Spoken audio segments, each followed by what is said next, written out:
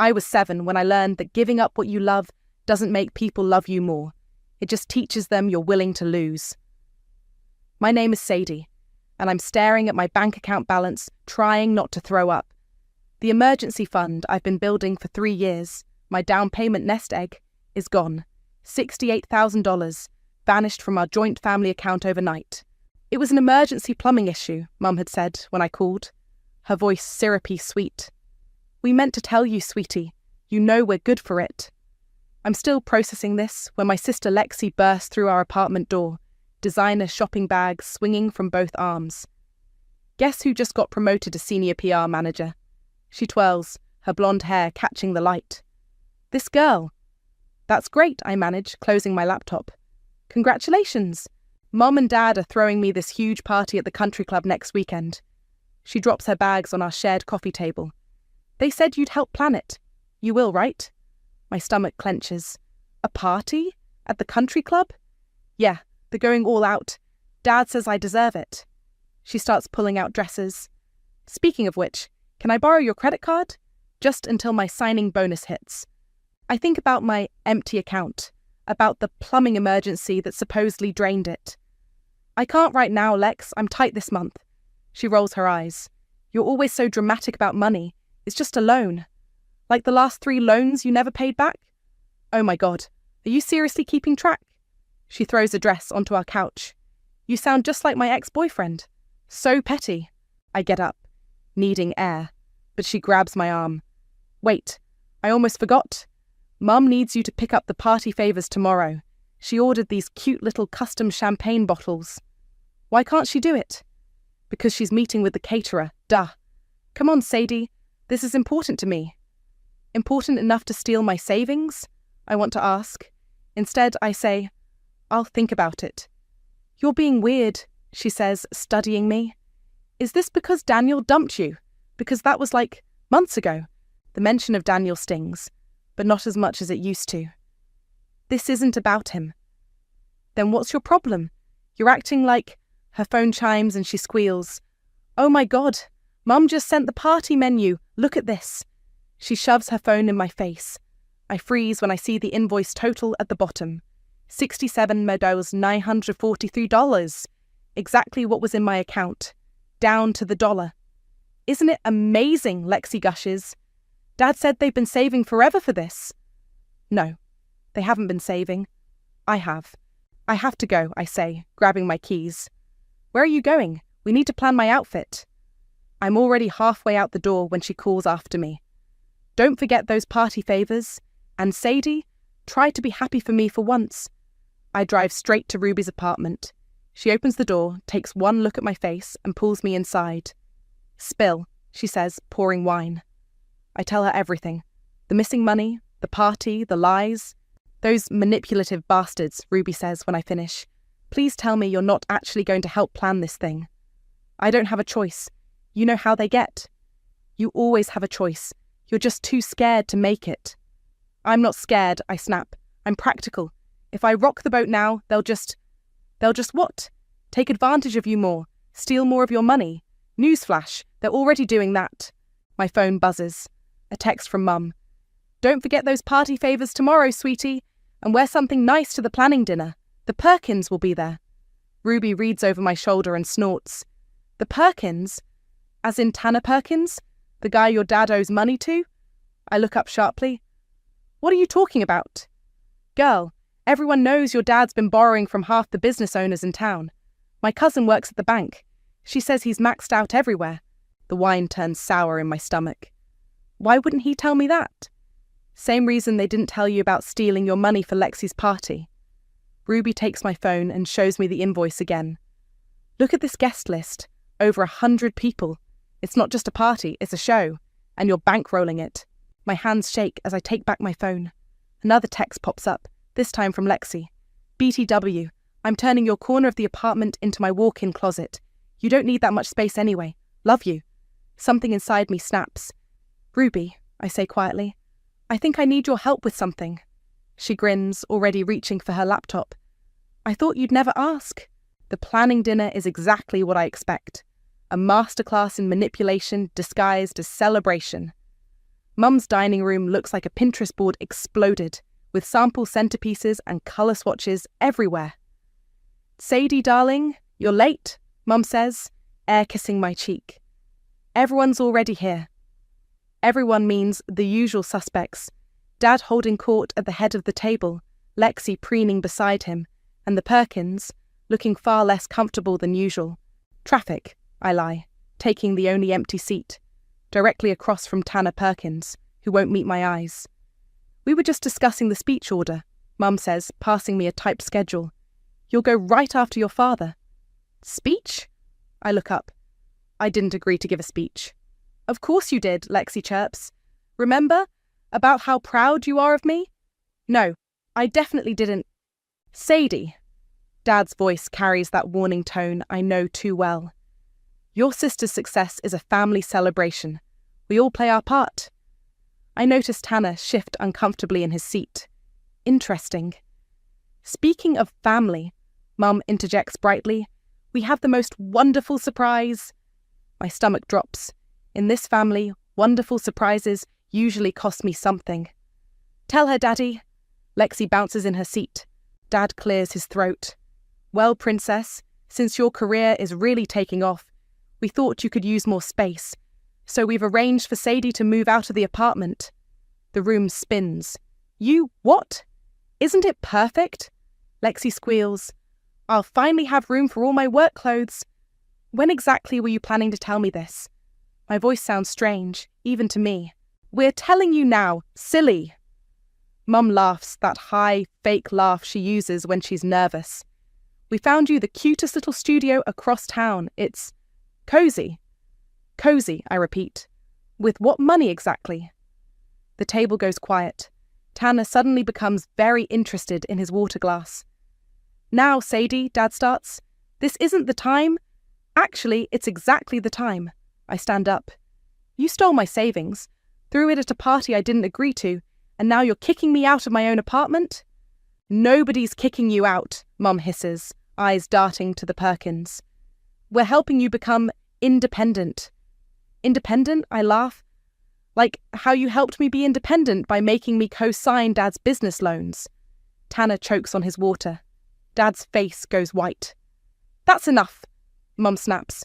"You're embarrassing your sister." "God, Sadie, why do you always have to make everything about you?" Lexi whines. "This is my moment." "Your moment?" I'm shaking now. "Do you know what my moment was? When I made junior partner last month, no one even noticed because you were too busy planning your birthday week. That's different. Or when I got that scholarship to business school. Mum was too busy helping you recover from your third failed semester to even come to the ceremony." "Sadie, please." Dad tries to stand, but I'm already heading for the door. "Wait!" Mum calls after me. "What about the party favours?" I turn back one last time. "Get them yourself. I quit." I'm halfway to my car when Lexi catches up to me. "You're being so selfish right now." "Selfish?" I spin around. "You took my entire savings." "You weren't even using it." "It was for a house, Lexi. My future." She rolls her eyes. "Please. We both know you'll never leave. You need us too much." "Need you?" Something clicks inside me. "You know what? You're right. I do need something." I pull out my phone and dial Ruby. "Hey," I say when she picks up, not breaking eye contact with Lexi. "Remember that thing we discussed? Let's do it." "What thing?" Lexi demands. "What are you planning?" I smile, and for the first time I see real fear in my sister's eyes. "You'll find out at your party." "Dad!" She screams toward the house. "Sadie's threatening me." "Not threatening," I say, getting into my car. Promising, I drive straight to Ruby's place, where she's already set up her laptop. "You sure about this?" she asks as I walk in. I think about my empty bank account, about the cozy studio they plan to dump me in, about years of being the responsible one, the reliable one, the one who always gives in. "Show me everything," I say. "Every loan, every credit card, every lie." Ruby grins. "Girl, you're not ready for what I found?" My phone buzzes. A text from Dad. "Just got the final guest list. Over 100 people coming to celebrate our Lexi. Don't let us down." I show Ruby the text. "No," I say. "I won't let them down. I'll give them exactly the show they deserve. Ruby cracks her knuckles. Let's make it one they'll never forget. Holy shit, Ruby whispers, scrolling through documents on her screen. Your dad didn't just take out loans. He took out loans to pay other loans. I lean closer. How bad is it? Bad enough that they're using your savings to throw a party for their creditors, not just Lexi? She points to names on the guest list. Tanner Perkins, Maria Rodriguez, James Foster. They're all people your dad owes money to. So the party is what? Some kind of smokescreen? More like a Hail Mary. Show everyone how successful and stable the family is. Ruby snorts. Classic con man move. My phone buzzes again. Dad's calling. I silence it. Look at this, Ruby says, pulling up another document. Your mum's been writing checks from your joint account for months. Small amounts, probably hoping you wouldn't notice. Until they needed the big sum for the party. I feel sick. What about Lexi? Is she involved? Not directly, but Ruby clicks through more files. Her promotion? The company she works for is one of your dad's biggest creditors. Lindsay McBride, her new boss. She's on the guest list too. The pieces click together. They're using Lexi's success to prove they're good for the money. Bingo, Ruby sits back. Question is, what are you going to do about it? Before I can answer, there's a knock at her door. We freeze. Sadie? It's my father's voice. I know you're in there. Your car's outside. Ruby quickly closes her laptop. I open the door. What do you want? He holds up a manila envelope. Can we talk? Privately? Ruby squeezes my shoulder as she passes us. I'll be in the kitchen. Shout if you need me. Dad sits on Ruby's couch, looking smaller than I remember. I brought you something. He pulls papers from the envelope. Your speech for the party. I told you I'm not... Please. His voice cracks. Just read it first. I take the papers. The speech is handwritten, 3 pages long. It's all about family loyalty, sister bonds, noble sacrifices. My stomach turns with each word. This is fiction, I say finally. None of this is true. It's what people need to hear. You mean what your creditors need to hear? He flinches. How did you... Does Mom know? I interrupt. About the loans? The real reason for this party? Your mother. He rubs his face. She sees what she wants to see. And Lexi? Leave your sister out of this. His tone hardens. She's finally doing well. Don't ruin this for her. Like you ruined my chance at buying a house? That was temporary. Once things settle... Things will never settle, Dad. You'll just find another hole to dig. He stands abruptly. I'm not asking any more, Sadie. You will give this speech. You will support your sister. That's what family does. No, I say quietly. That's what victims do. His face darkens. You ungrateful little... He stops himself, straightens his tie. The speech, the party.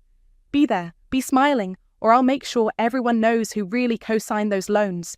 After he leaves, Ruby comes back in. You okay? I'm holding the speech so tight it's crumpling. He threatened me. What are you going to do? I smooth out the papers, noticing something fall from between them. It's a bank statement, one he must have accidentally left in the envelope. Ruby, I say slowly, can you hack into the country club's AV system? She grins. Already did. Why? I hand her the statement. Because I'm going to give them a speech they'll never forget. My phone pings with a text from Lexi. Dad says you're being difficult again. Don't worry. I already told everyone you're excited to move out. No backing out now. I show Ruby the text. You know what the worst part is? They really think they're the heroes of this story. Then let's show them they're not.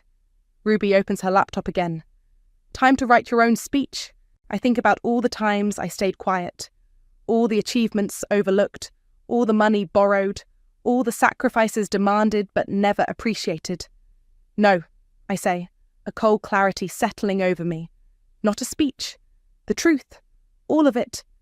Ruby's fingers hover over her keyboard. You sure? Once we do this, there's no going back.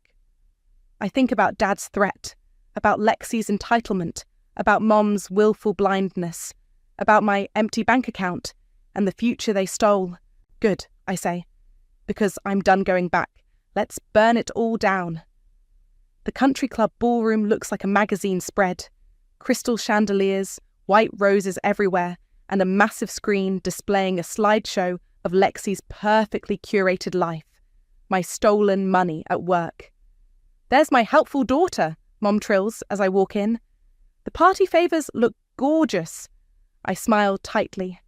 Ruby handled the favours yesterday, along with installing a few extra surprises in the AV system. "Sadie!" Lexi waves from across the room, surrounded by admirers. "Come meet my new team." I recognise Lindsay McBride among them, champagne in hand, laughing at something Lexi said. She has no idea her newest employee's promotion was bought with borrowed money. "Later," I call back, scanning the crowd.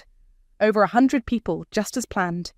Tanner Perkins by the bar, Maria Rodriguez near the stage, all of Dad's creditors gathered in one room. Ruby appears at my elbow, disguised as a server. "Everything's set," she whispers. "You sure about this?" I watch Dad working the room, shaking hands, playing the proud father. More sure than I've ever been. "Sadie!" Mum's voice cuts through the crowd. "Come help your sister with her speech." I find Lexi in the preparation room, practicing in front of a mirror. "How do I look?" she preens. Like someone who's about to get exactly what she deserves. She mistakes my tone for admiration. "I know, right? Dad says this is just the beginning. Once people see how successful our family is—" "Our family?" I laugh. "You mean the lie of our family?" She frowns. "What's that supposed to mean?" Before I can answer, Dad appears. "Places, everyone. Lexi, you're up first, then Victoria, then me, then Sadie with the sister tribute." "About that speech," I start. He grips my arm hard. "Not another word." His smile never wavers. "Just stick to the script." The lights dim. Lexi takes the stage to thunderous applause. Her speech is perfectly rehearsed, all about hard work and family support. Mum follows with tears about her precious girls. Then Dad steps up. "Tonight isn't just about success," he begins. "It's about family, about sacrifice." He looks directly at me. Which is why I'm so proud to announce that our eldest daughter, Sadie, is making a beautiful gesture. The crowd murmurs. I feel my pulse in my throat. Sadie has decided to move out of their shared apartment, giving her sister the space she needs to grow her career. That's what real family does. They put others first. Applause erupts. Lexi blows kisses. Mum dabs her eyes. And now, Dad continues, Sadie will share what this moment means to her. I walk to the stage slowly, passing Ruby at the tech booth. She gives me a subtle nod. "Thank you, Dad," I say into the microphone. "You're right. This is about family, about sacrifice." I pause. "About truth." Dad's smile freezes. "My father talks about putting others first. He would know." I signal Ruby. The screen behind me flickers. He's been putting his lies first for years. The slideshow changes to bank statements, credit reports, loan documents. Gasps ripple through the crowd. "That money you're drinking," I continue, "those flowers you're admiring, they're not paid for with family success. They're paid for with my stolen savings and borrowed money that will never be repaid." Tanner Perkins stands up sharply. Other creditors follow. "Sadie," Dad hisses, rushing the stage. "Stop this now." "Why? Isn't this what you wanted? Everyone knowing our family's truth?" I turn back to the crowd. "Did you know my sister's promotion came right after Dad met with her boss? That this whole party is just another con?" Lindsay McBride's face goes from confused to furious. Lexi starts crying. "Security!" Mum shrieks. "Cut the microphone!" "Too late," I say, as more documents fill the screen. The truth doesn't need a microphone. The room erupts in chaos. Creditors demanding answers, guests rushing for the doors, Lexi screaming at her boss. And in the middle of it all, my parents, finally facing what they created. "You've ruined everything," Mum sobs. "No," I say, stepping off the stage. "You did that yourselves. I just turned on the lights." I walk through the pandemonium toward the exit, past Tanner already on his phone with his lawyers, past Lindsay telling Lexi not to come to work Monday, past the wreckage of a family built on lies. Ruby meets me at the door. "That," she says, "was better than therapy." It's not over, I reply, watching Dad try desperately to calm his creditors. This is just the beginning. My phone buzzes, a text from an unknown number. I open it and freeze. Hey, it reads. It's Daniel. We need to talk. I'm sitting in my car in the country club parking lot, staring at Daniel's text, when someone pounds on my window. Lexi's mascara-streaked face appears, contorted with rage. Open this door right now. I roll down the window an inch. Why? So you can explain how this is somehow my fault? My boss just fired me. She kicks my tire. Do you have any idea what you've done? Expose the truth? Yeah, that was kind of the point. The truth? She laughs hysterically. The truth is, you're jealous. You've always been jealous because Mum and Dad love me more. Love you? I step out of the car. They used you, Lexi. You were their shield, their perfect little distraction while they ran their schemes. That's not your promotion? Dad arranged it to keep Lindsay quiet about his debts. Your fancy apartment. Funded by money they stole from me. Your whole life is built on lies. At least I have a life, she screams. What do you have? No boyfriend, no house, no... Lexi! Mum's running toward us, Dad close behind. Get in the car, we need to leave before... Before what? Tanner's voice booms across the parking lot. He's walking over with 2 other men in suits. Before we discuss the money you owe us? Dad steps forward, arms raised placatingly. Now, Tanner, let's be reasonable. Reasonable? Tanner pulls out his phone. Like these bank statements your daughter just showed everyone? The ones proving you used my investment to fund your younger daughter's fake lifestyle? It's not fake, Lexi protests. Really? Lindsay appears, clutching printouts. Because according to these documents, your father arranged your promotion by promising to pay off our company's loan. A loan that, surprise, is still unpaid. Mum tries to intervene. There's been a misunderstanding. The only misunderstanding, Tanner cuts in, was thinking you people had any intention of paying us back. We're filing charges first thing Monday. Charges? Lexi whimpers. Like, criminal charges? Fraud usually is criminal, yes. Lindsay turns to me. Unless someone wants to explain exactly where our money went. Everyone looks at me. For a moment, I see panic in Dad's eyes. The same look he gave me when he threatened me with the speech. Actually, I say, pulling out my phone. I have those records right here. Sadie, please, Mum whispers. We're family. Family? I laugh. Family doesn't steal from each other. Family doesn't threaten each other. Family doesn't destroy each other. Daniel's voice makes me turn. He's standing there looking exactly like he did 6 months ago when he left, saying he couldn't handle my toxic family dynamics anymore. What are you doing here? I manage. I saw the video. He holds up his phone. Someone's live streaming this whole thing. Ruby appears beside him, phone raised. Guilty, she says. Figure we might as well document everything. Turn that off. Dad lunges for her phone, but Tanner's associates step between them. I wouldn't, one says. We might need this footage later. Lexi starts crying again. This is all your fault, Sadie. You've ruined everything. No, Daniel says quietly. She just stopped enabling it. I look at him, really look at him, and see something I never expected. Pride. Mr. Perkins, I say, turning back to Tanner. I have complete records of every transaction, every loan, every lie, and I'm happy to share them all. You wouldn't? Mum gasps. We're your parents? No, I reply. You're criminals who happen to raise me, and I'm done covering for you. I send the files to Tanner and Lindsay, watch their faces as they scroll through years of fraud and manipulation. This is... Lindsay looks up at Lexi. You knew about this? I didn't... Lexi backs away. Daddy, tell them I didn't know. But Dad's already talking quietly with his creditors, trying to salvage what he can. Mum grabs my arm. How could you do this to us? The same way you did it to me, I say, pulling free. One calculated move at a time. I walk away as Tanner starts making calls, as Lindsay documents everything, as my family's carefully constructed facade crumbles in a country club parking lot. Daniel follows me. Can we talk? About what? How you were right about them. About how brave you are.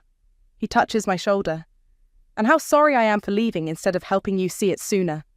My phone buzzes. Ruby sending me the livestream link. The The view count is already in the thousands.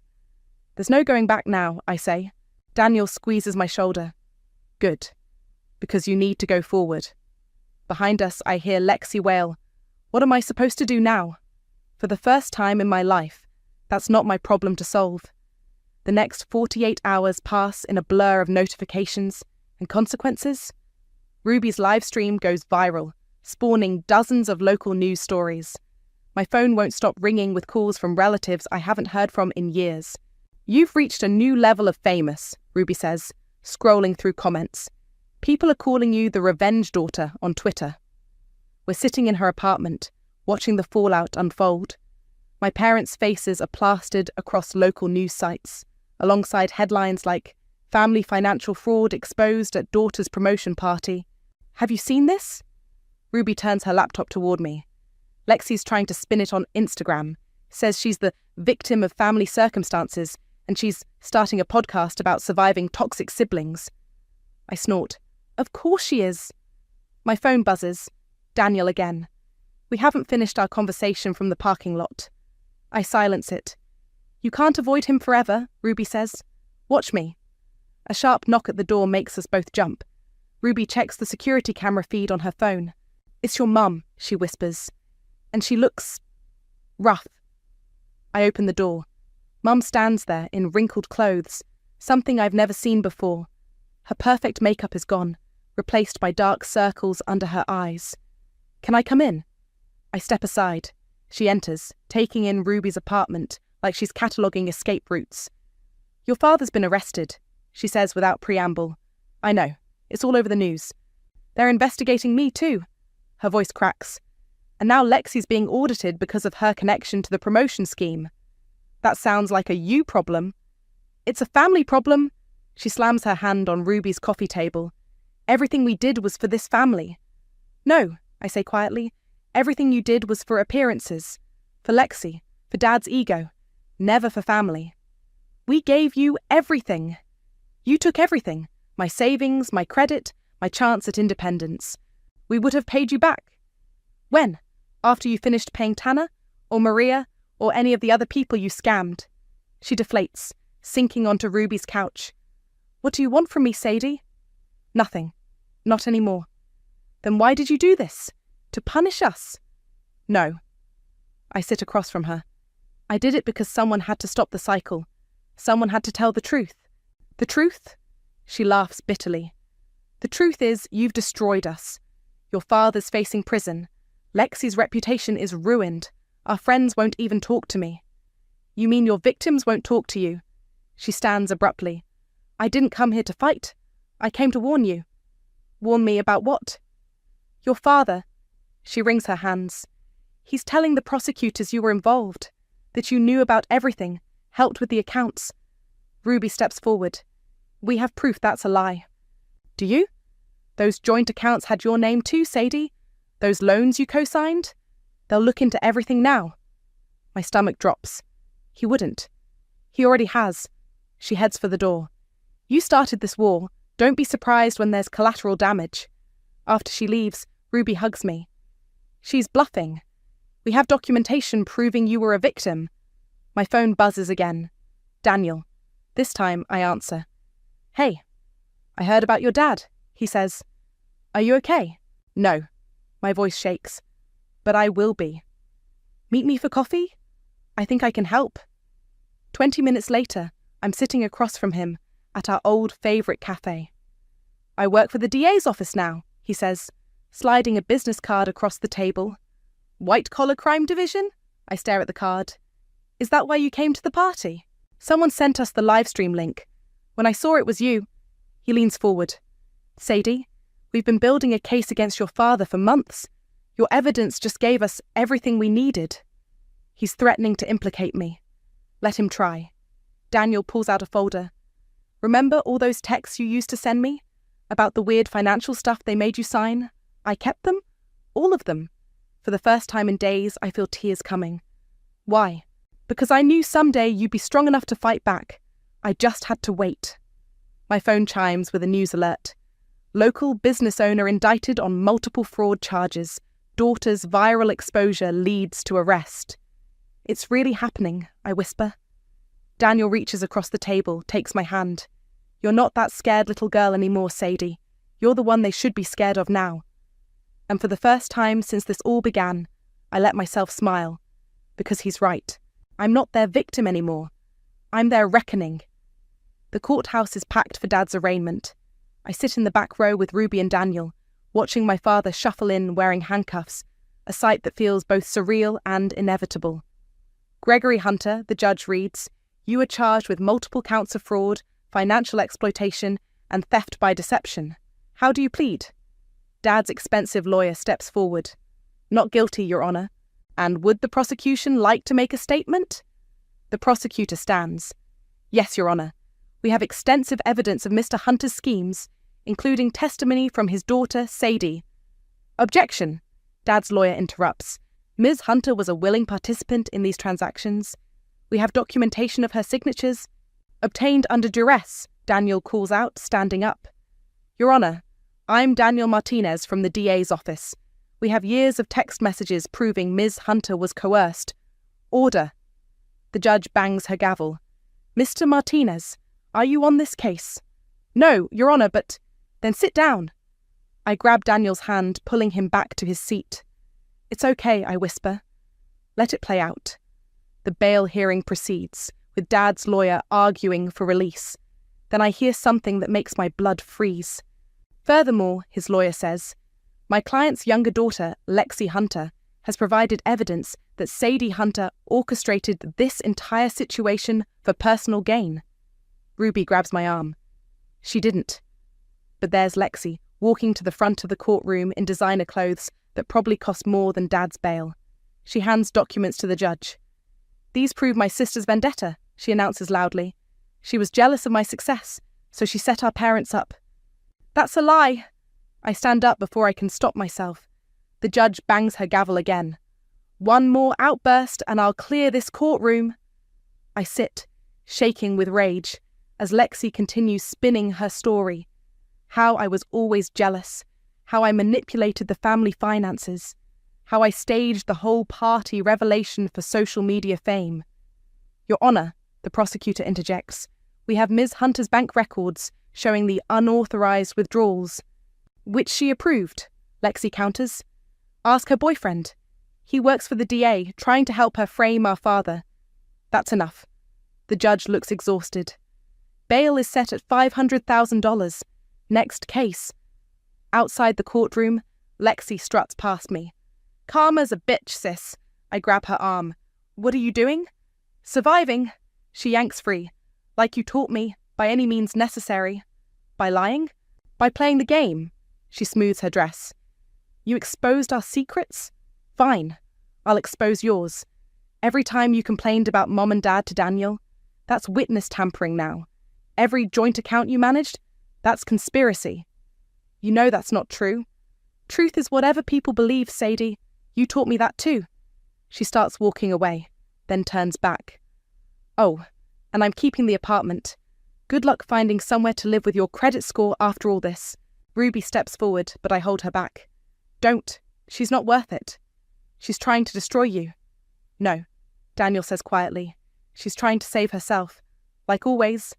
My phone buzzes, a text from Mum. "Come home. We need to talk." "Don't go," Ruby warns, but I'm already heading for my car. Daniel follows. "At least let me come with you?" "I need to do this alone." "Sadie, I'll be fine."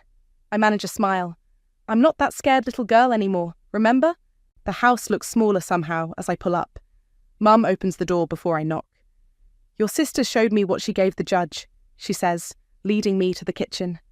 "If you apologize now, publicly, maybe we can fix this." "Fix what?" "The truth. Fix our family."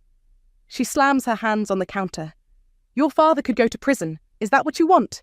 "What I want?" I laugh. I wanted parents who didn't steal from me, a sister who didn't betray me, a family that actually loved me instead of using me. "We do love you." "No." I head for the door. "You love what I could do for you. There's a difference. If you walk out that door," she calls after me, "you're no longer part of this family." I turn back one last time. "Mum, I was never really part of this family. I was just the bank account you kept withdrawing from. Outside, the sun is setting.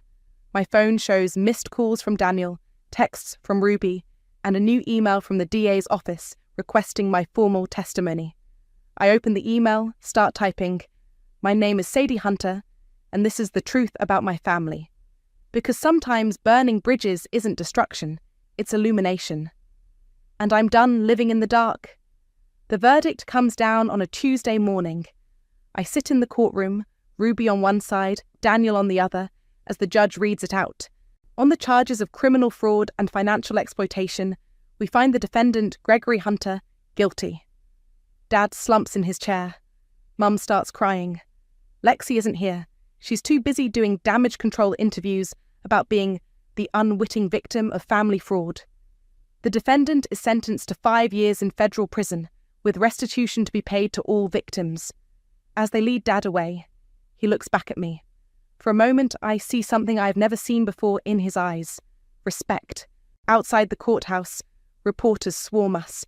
"Sadie, how does it feel to be the whistleblower who brought down your own family?" Before I can answer, Mum pushes through the crowd. "Haven't you done enough?" she hisses. "Your father's going to prison. Your sister's reputation is ruined. Are you happy now?" "Actually," I say clearly, making sure the cameras catch it, "I am.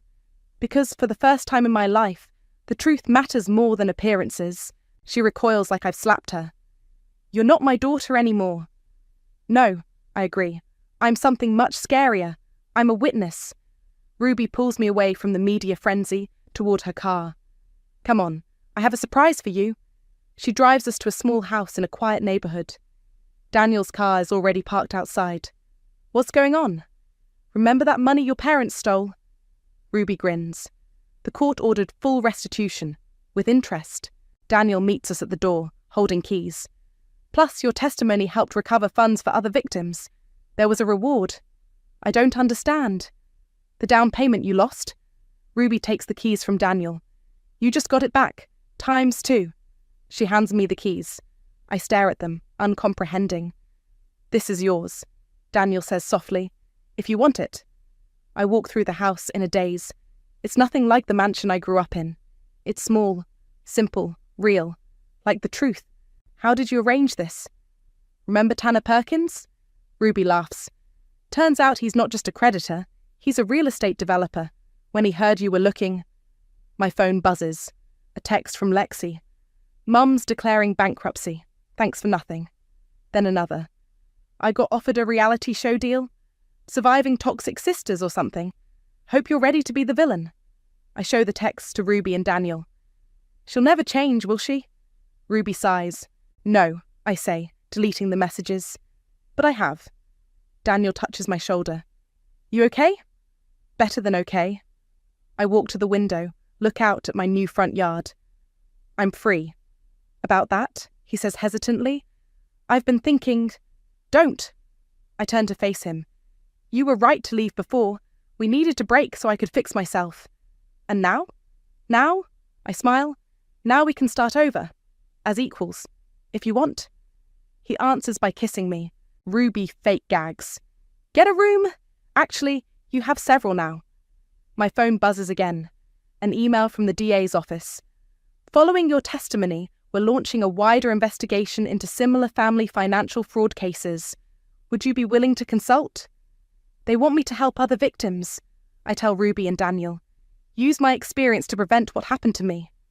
"Look at you," Ruby says proudly, "turning pain into purpose." I walk through my new house. My house, bought with my truth. Touching the walls, claiming each space. In the kitchen, I find a small package from Ruby. Inside is a familiar-looking toy, a replica of the one I gave Lexi all those years ago. The note reads, "This one's just for you. Keep it this time." I place it on the windowsill, a reminder that some things shouldn't be given away. Like dignity, like truth, like self-worth. Outside, the media vans are probably still hunting for their next soundbite. Mum's probably planning her next manipulation. Lexi's probably plotting her redemption arc. But in here, in this space I earned by finally speaking up, none of that matters. "So," Ruby calls from the living room, What's first on the agenda for the new Sadie? I join my real family, my chosen family, in my new living room. First, I say, we make this place ours. Then we help others find their voice. And your parents? Lexi? I look at the toy on the windowsill, catching sunlight. They taught me what family isn't, I say. Now, I get to learn what family is. Daniel squeezes my hand. Ruby starts planning a housewarming party, and I feel something I haven't felt in years. Peace. Because sometimes the happy ending isn't about forgiveness. Sometimes it's about freedom. And I'm finally completely free.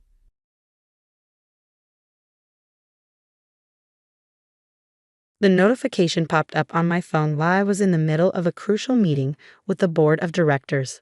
Another withdrawal from our joint account, $50,000 this time. My hand trembled slightly as I silenced my phone, but I kept my expression neutral as I continued my presentation. Inside, my mind was racing. In the past 3 months, Mark had drained nearly $300,000 from our savings, and I knew exactly where it was going. My name is Sarah Chin, and at 35, I'm the youngest chief financial officer at Morgan & Stanley Investment Group. I spent 15 years building my career from the ground up, working endless hours and sacrificing everything to get where I am. Mark, my husband of 8 years, used to say he admired my drive. That was before Jessica started working as his personal trainer at his exclusive gym. The signs had been there for months. The late nights at the gym, the new wardrobe, the sudden interest in his appearance. But I wasn't as naive as he thought. Being a CFO meant I knew how to follow money trails, and Mark's trail led straight to luxury hotel charges, expensive jewelry purchases, and first-class flights to exotic locations, all with the woman who was supposed to be helping him get in shape. I sat through the rest of the board meeting, my presentation flawless despite the chaos in my mind. When it finally ended, I retreated to my office and pulled up our bank statements. The latest withdrawal had nearly emptied our joint account. Mark clearly thought he was being clever, but he had no idea who he was dealing with. Sarah? My assistant Rebecca poked her head in. Your husband's on line 1. Says it's urgent. I took a deep breath, steadying myself before picking up the phone. Mark? Hey babe, his voice dripped with false cheerfulness. Listen, I need to talk to you about something important. Can you come home early today? I glanced at the bank statement still open on my screen. Of course, I'll be there in an hour. When I pulled into our driveway, I noticed Mark's new Mercedes parked out front, another recent purchase he'd made without consulting me. Our 3-story Victorian home, which we'd bought together 5 years ago, suddenly felt cold and unwelcoming. Mark was waiting in the living room, lounging on our Italian leather sofa with an arrogance that made my blood boil. Sarah, he said, not bothering to get up. We need to talk. About the $300,000 you spent in the last 3 months? I asked calmly, setting my briefcase down. His eyes narrowed slightly, but his smirk remained. Actually, yes, among other things. He stood up, straightening his designer shirt. I've met someone who appreciates me, who makes time for me. Unlike you, she's not obsessed with her career. I felt a laugh bubble up in my throat. You mean Jessica? Your personal trainer? For a moment, his confidence wavered. How did you? I'm a CFO, Mark. Did you really think I wouldn't notice the hotel charges, the jewelry, the flights to Bali? He recovered quickly, his smirk returning. Well, then this makes things easier. I want a divorce. And since I've already moved most of our savings, you might want to think carefully about how difficult you want to make this. I maintained my composure, years of boardroom negotiations serving me well. You really shouldn't have done that, Mark. Why? He scoffed. Because you'll be mad. Because you'll try to take me to court. Good luck proving anything. I've covered my tracks. I smiled then, a small, knowing smile that made his smirk falter. No, you should have done that because that money, it's not really gone, and you've just committed a felony. The color drained from his face as I pulled out my phone and began playing a recording, his voice clearly discussing his plans to hide assets with Jessica. You see, Mark, I've been tracking everything. Every withdrawal, every purchase, every conversation. And there's something else you should know. I reached into my briefcase and pulled out a stack of documents. That joint account you've been draining? It's not actually our money. It's company money I was managing for a special investment project. You've just stolen $300,000 from Morgan & Stanley Investment Group. His face went completely white. You're lying, he whispered, but I could see the fear in his eyes. Am I? I asked, laying out the paperwork. Would you like to explain that to the FBI? Because they're very interested in talking to you about wire fraud. Mark collapsed onto the sofa, his arrogance finally cracking. You set me up, he said, his voice hoarse. No, Mark, you set yourself up. I just made sure there would be consequences. The next few hours were a blur of phone calls and revelations. I contacted my lawyer, Sarah Martinez, who had been briefed on the situation months ago. She arrived within the hour, armed with more documentation than Mark could comprehend. Mrs. Chen has been gathering evidence for months, Sarah explained, laying out file after file. We have records of every transaction, every conversation, and every meeting between you and Jessica Thompson, including some very interesting wire transfers to offshore accounts. Mark's face grew paler with each document. This is insane, he muttered. You can't prove anything. Sarah raised an eyebrow. Actually, we can. You see, when you're married to someone who specializes in financial fraud detection, you might want to be more careful about your paper trail. I watched as my husband, the man who thought he could outsmart me, began to crumble. The facade of the confident manipulator was falling away, revealing the desperate man beneath. The FBI will be here tomorrow morning, I said calmly. They're particularly interested in those offshore accounts you set up. Did Jessica help you with those, or was that your own brilliant idea? He looked up sharply. Leave her out of this. I'm afraid that's not possible, Sarah interjected. Ms. Thompson is already being questioned. It seems she has quite a history of similar situations with wealthy married men. That hit him like a physical blow. What do you mean? I pulled out another file. Jessica Thompson isn't even her real name. It's Jennifer Williams, and she's been involved in 3 other cases of fraud and extortion. You're not her first Mark. Just her latest victim. The irony would have been amusing if it weren't so tragic. Mark had thrown away our marriage for a woman who had been playing him from the start. What do you want? He finally asked, his voice barely above a whisper.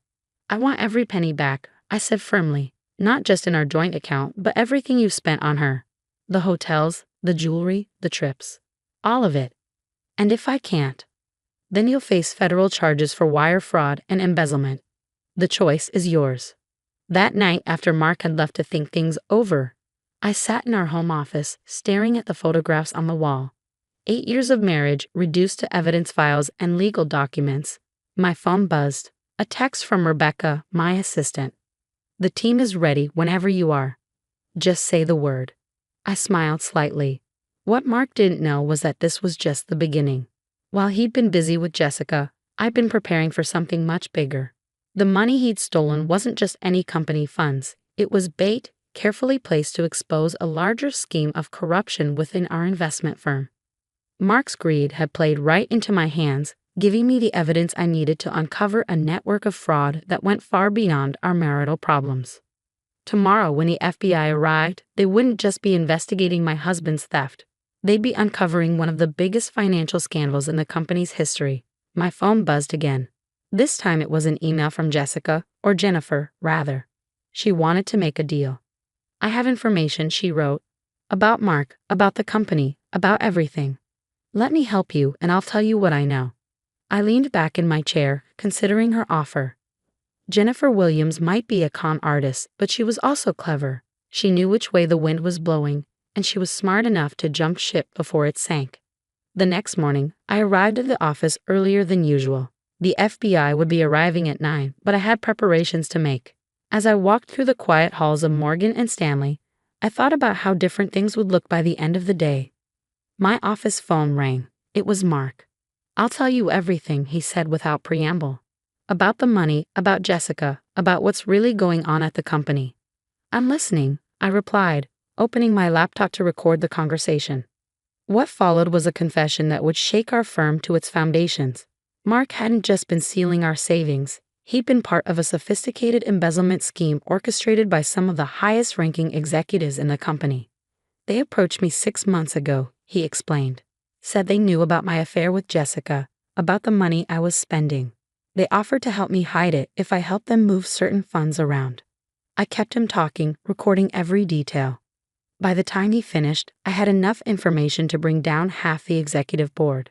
At precisely 9 o'clock, FBI agents entered the building. But they didn't stop at the security desk. Instead, they headed straight for the executive floor. I watched from my office window as FBI agents led our CEO and 3 board members out of the building in handcuffs. The scandal was bigger than anyone had imagined. $50 million in embezzled funds, dozens of fake accounts, and a trail of corruption that spanned 5 years. Mark's involvement had been the key to unlocking everything. His clumsy attempts to hide our savings had exposed a sophisticated money laundering operation that the FBI had been trying to crack for months. My careful documentation and strategic placement of funds had provided the evidence they needed. Jennifer Williams, as it turned out, was more than just a con artist. She was an informant working with the SEC, using her position as a personal trainer to gather information on wealthy clients involved in financial crimes. When she realized I was building a case, she'd reach out to collaborate. "Your husband wasn't the target," she explained during our meeting with the FBI. "He was just the weak link we needed to expose the larger operation. When I saw the transfers he was making, I knew he was involved with something bigger." The fallout was spectacular. Morgan & Stanley's stock plummeted as news of the scandal broke. Clients panicked, investors fled, and the media descended like vultures. But I was ready for that too. "Ms. Chen," a reporter called out as I left the building that evening, "did you know about the corruption when you took the CFO position?" I stopped, facing the crowd of cameras. "I took this position because I believed in cleaning up Wall Street. Today, we've taken a significant step toward that goal." Back home, I found Mark waiting on the doorstep. He looked broken, nothing like the arrogant man who'd smirked at me just days before. "I'll sign whatever you want," he said quietly. "The divorce papers, the confession, everything. Just tell me one thing. Did you know? When we got married, did you know this would happen?" I studied him for a moment. "No, Mark. When we got married, I believed in us. But when you started stealing from me, you gave me the opportunity to expose something much bigger than our failed marriage." He nodded slowly. "They're offering me a deal. If I testify against everyone involved." "Take it," I advised. "It's better than federal prison." After you left, I sat in our empty house, looking at the life we'd built together. 8 years of memories, both good and bad, all leading to this moment. My phone buzzed with a message from the FBI. They wanted me to testify before a grand jury next week. The investigation would take months, maybe years. The corruption ran deep, touching banks and investment firms across the country. But I was prepared for that. My team had been gathering evidence for years, waiting for the right moment to strike. As I packed up Mark's things, I found an old photograph from our wedding day. We looked so happy, so full of hope for the future. I tucked it away in a box with other memories of a life I no longer recognized. 6 months later, I stood in court watching Mark testify against his former conspirators. The evidence was damning, detailed records of every transaction, every meeting, every phone call. The executives who had thought themselves untouchable were facing decades in prison. Jennifer Williams testified too, revealing how she'd worked with the SEC to build cases against corrupt financiers. Her testimony, combined with Mark's confession and my documentation, created an airtight case. The aftermath transformed Wall Street. New regulations were passed, oversight was increased, and a message was sent. No one was above the law. Morgan & Stanley underwent a complete restructuring, with me leading the effort to rebuild the company's reputation. Mark took his plea deal and served 2 years in a minimum security prison. The last time I saw him, he was being led away in handcuffs, looking back at me with a mixture of regret and admiration. "You really are brilliant," he said softly. I should have seen that instead of resenting it. I signed the divorce papers the day his sentence began. The house was sold, our assets divided, what was left of them, and our life together became nothing more than evidence in a historical case file. Years later, I received a letter from Mark, postmarked from Seattle where he'd moved after his release. "I understand now," he wrote, "what you did wasn't just about revenge or justice. It was about changing a broken system. I'm sorry I couldn't be the partner you deserved in that fight." I didn't reply. Some chapters are better left closed. Today, I run my own financial security consulting firm, helping companies identify and prevent fraud. The Morgan and Stanley case is studied in business schools as an example of how one person's determination can expose systemic corruption. Sometimes, when I'm teaching seminars about financial fraud detection, someone asks if I regret how everything unfolded. I think about Mark, about the life we might have had if he'd made different choices. But then I remember the changes we helped create, the reforms that protect thousands of investors, and I know it was worth it. The lesson wasn't just about money or betrayal. It was about standing up for what's right, even when it costs you everything you thought you wanted. Sometimes the biggest victories come from our greatest losses. Mark taught me that. Not by being a good husband, but by being the perfect example of how greed and arrogance can blind people to their own destruction. His attempt to steal our savings didn't just end our marriage, it helped me expose corruption that had stolen from thousands of people. In the end, that was worth more than any amount he could have taken from our account.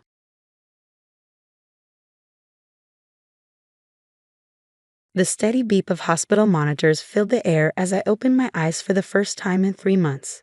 Everything was blurry, and my throat felt like sandpaper. A nurse rushed to my side, speaking words I couldn't quite grasp. But one thought cut through the fog in my mind. Where were my children? I'm Julia Thompson, and before the accident that put me in a coma, I was preparing for war with my mother-in-law, Margaret Sterling. Now, as consciousness slowly returned, I realized she had used my absence to make her move. Your children are with their grandmother, the nurse explained gently when I managed to ask. Your mother-in-law has temporary custody while you recover. The words hit me like a physical blow. Margaret had finally done it. She'd taken my kids. I tried to speak again, but my voice wouldn't cooperate. Tears of frustration rolled down my cheeks as I thought of my twins, Emma and Ethan, just 6 years old. What had Margaret told them about me? As my strength gradually returned over the next few days, I learned what had happened.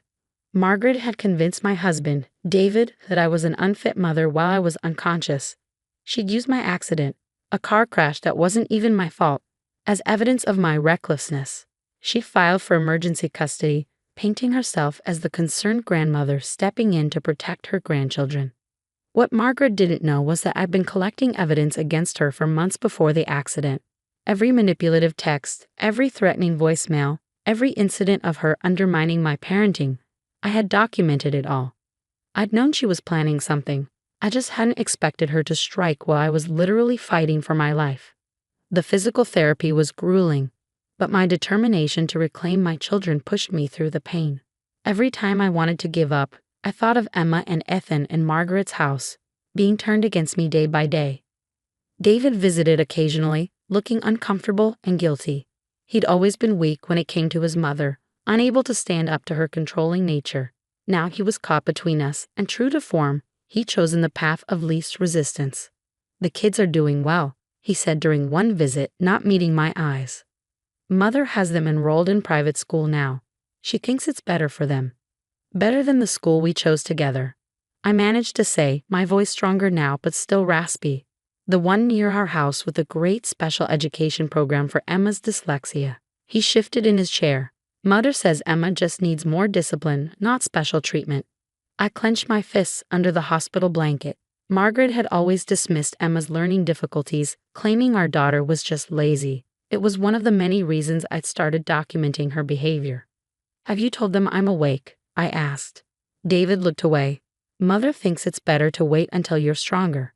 She doesn't want to upset them. Of course she didn't. Every day I was kept from my children was another day she could poison them against me. But Margaret had underestimated me. She thought the accident had given her the perfect opportunity, but she didn't know what was waiting on my laptop at home or in the safety deposit box at the bank. The day I was finally released from the hospital, my best friend Amy picked me up.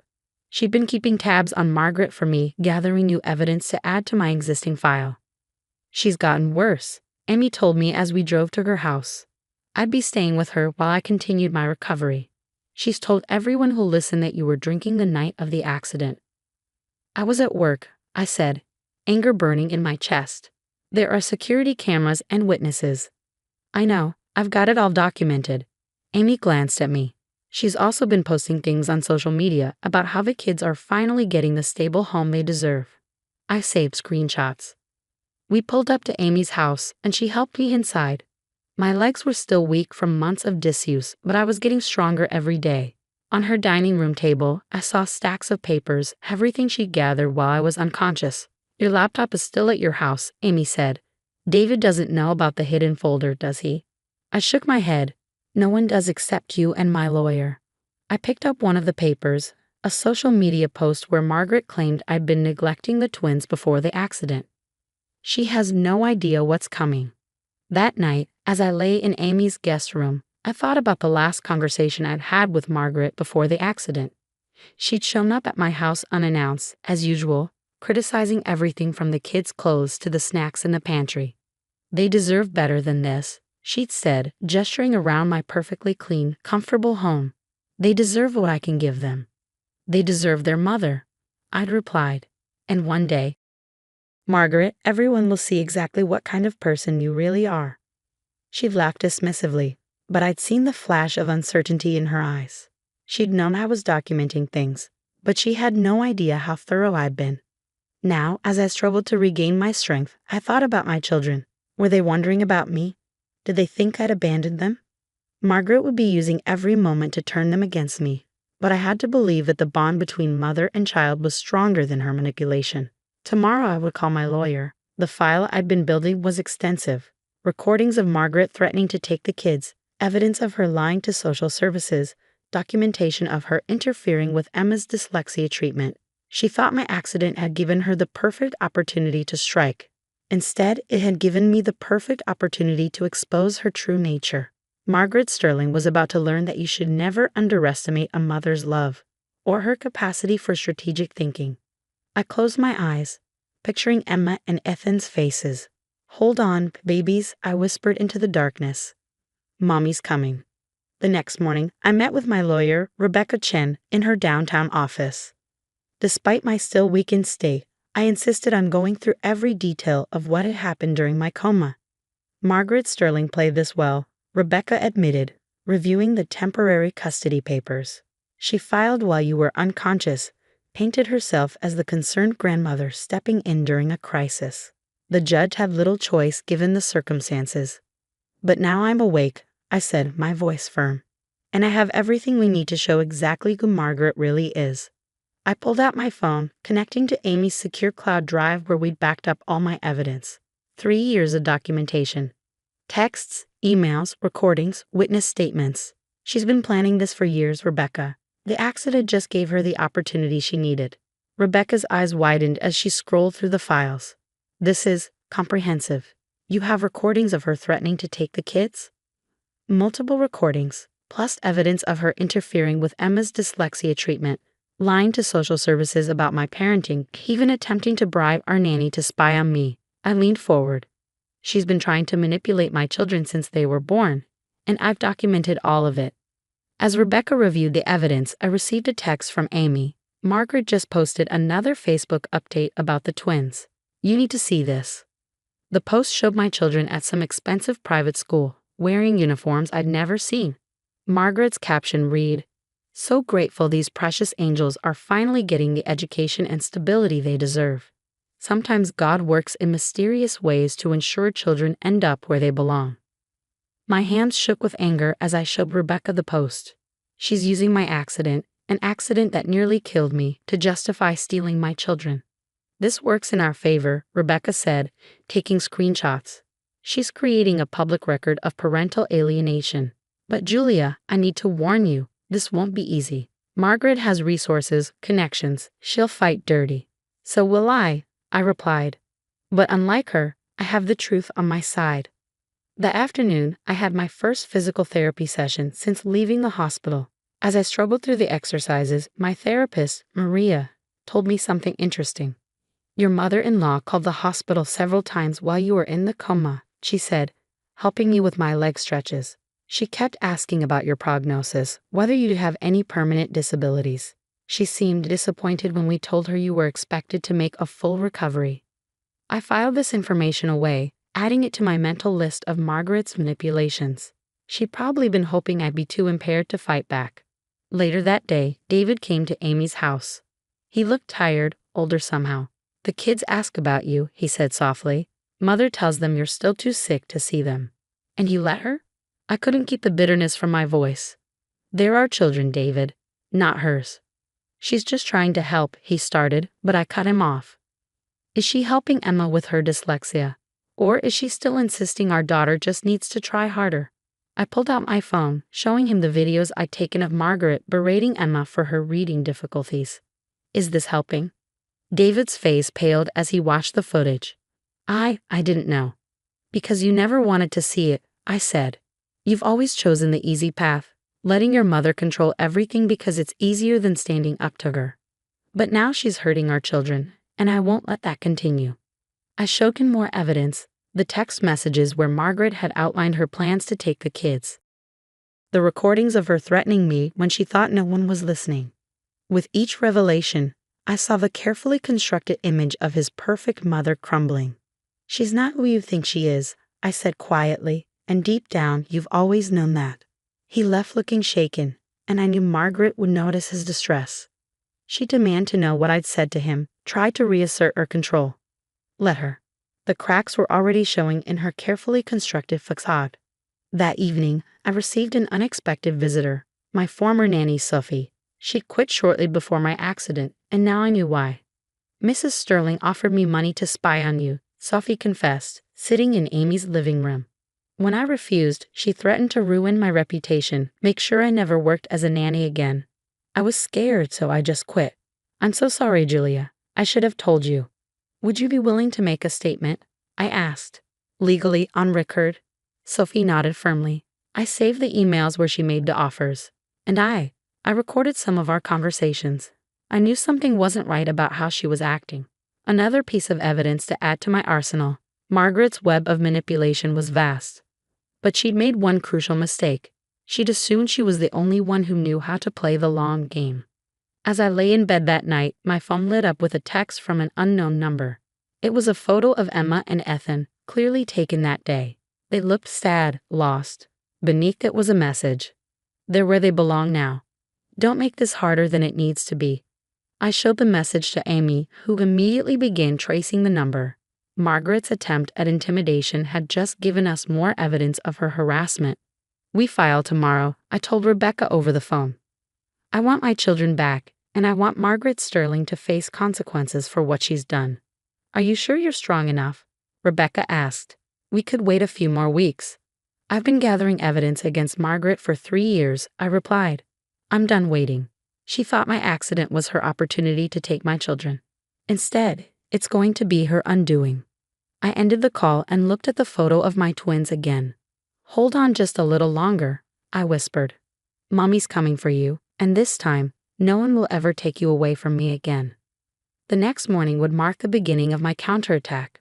Margaret Sterling was about to learn that she'd made the biggest mistake of her life when she decided to target my children. Because while she'd been playing at being the perfect grandmother, I'd been building a case that would expose her for exactly what she was, a manipulative, controlling woman who'd finally gone too far. And I was going to make sure everyone knew it. The courtroom was silent as my evidence against Margaret Sterling played on a large screen. 3 years of documented abuse, manipulation, and calculated attempts to steal my children, all laid bare for everyone to see. Video clips showed Margaret berating Emma for her dyslexia, calling her lazy and stupid. Audio recordings captured her threatening to take my children away. Emails revealed her attempts to bribe our nanny and manipulate social services. I sat straight-backed in my chair, my gaze fixed on Margaret as her carefully crafted image crumbled. She had grown increasingly pale as each piece of evidence was presented, her perfectly manicured hands gripping the arms of her chair. And while Mrs. Thompson was in a coma, Rebecca continued, addressing the judge. Margaret Sterling didn't just file for emergency custody. She actively worked to prevent any possibility of reunification, spreading lies about Mrs. Thompson's fitness as a mother and attempting to alienate the children from their mother. The judge, a stern-faced woman named Patricia Martinez, had been taking detailed notes throughout the proceedings. Now she looked directly at Margaret. "Mrs. Sterling, these allegations are extremely serious. The evidence suggests a long-term campaign of harassment, manipulation, and parental alienation. Do you have anything to say in your defense?" Margaret's lawyer leaned over to whisper something, but she brushed him off, standing up with the entitled confidence of someone who'd never faced real consequences. Everything I did was for my grandchildren, she declared. Their mother was clearly incapable of providing the life they deserved. The accident proved that. I simply stepped in to give them stability and proper guidance. Proper guidance? I couldn't help but speak up. Like telling Emma her dyslexia is fake. Like canceling her therapy appointments because you think she just needs discipline. Like telling my children their mother abandoned them while I was fighting for my life in a coma. Order. Judge Martinez called, though her expression had hardened at my words. The next few hours were a parade of witnesses, Sophie, the nanny, testifying about Margaret's attempted bribery. My physical therapist describing Margaret's disappointment when I showed signs of recovery. Even David, who finally found his backbone and spoke about his mother's long history of manipulation. By the time the judge called a recess, Margaret's composure had completely cracked. I caught her furiously texting on her phone, probably trying to rally her society friends for support. But no amount of social connection could erase the evidence I'd gathered. When court resumed, Judge Martinez didn't waste time. The evidence in this case is overwhelming, she began. Margaret Sterling, you have engaged in a systematic campaign of parental alienation and manipulation. Your actions during Mrs. Thompson's medical crisis were particularly egregious. Not only did you take advantage of her incapacitation to gain custody of her children, but you actively worked to prevent the reunion once she recovered. Margaret started to protest, but the judge held up her hand. I am immediately vacating the temporary custody order. The children are to be returned to their mother's care within 24 hours. Furthermore, I am issuing a restraining order preventing you from having any contact with Mrs. Thompson or her children without court approval and supervision. The victory was complete, but I felt no joy, only relief and determination. Now came the hard part, helping my children heal from the damage Margaret had caused. When I arrived at Margaret's house with the police and social services to collect Emma and Ethan, I could hear her raging inside, declaring that she'd appeal, that she'd never stop fighting for her children. But then the door opened, and none of that mattered anymore. My babies were there, looking uncertain and confused until they saw me. Mommy, Emma whispered, her voice small and unsure. I knelt down, opening my arms. Yes, sweetheart, Mommy's here, and I'm never leaving you again. They ran to me, and as I held them close, I could feel Margaret's poisonous influence beginning to fade. We had a long road ahead. Therapy for the twins, rebuilding trust, healing as a family, but we would do it together. David, who had watched the reunion from a distance, finally approached. I'm sorry, he said quietly. I should have seen what she was doing. Should have stopped her years ago. I nodded, not ready to forgive him completely but acknowledging his part in helping expose Margaret's true nature. The kids will need you to be strong now. No more letting your mother control everything. She won't, he promised. I've already told her I'm cutting contact until she gets professional help.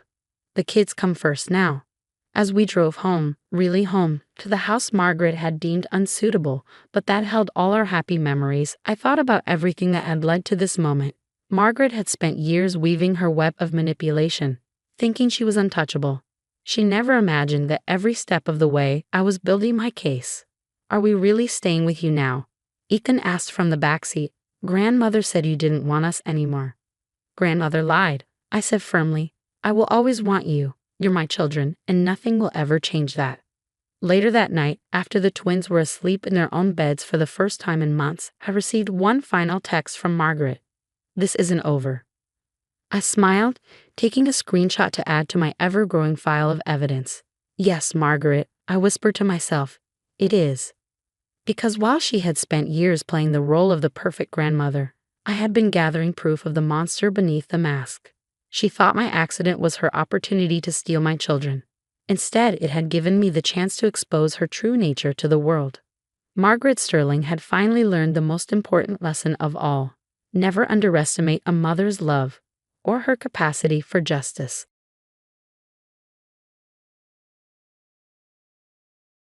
The eviction notice felt heavy in my hands as I stared at my brother Marcus across our grandmother's kitchen table. He lounged in her favorite chair, feet propped up on the antique wood, wearing that insufferable smirk I'd grown to hate over the years.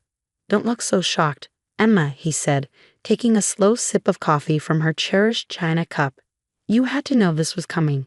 Grandma always liked me best. My name is Emma Chin, and at 32, I was facing homelessness thanks to my own brother's greed.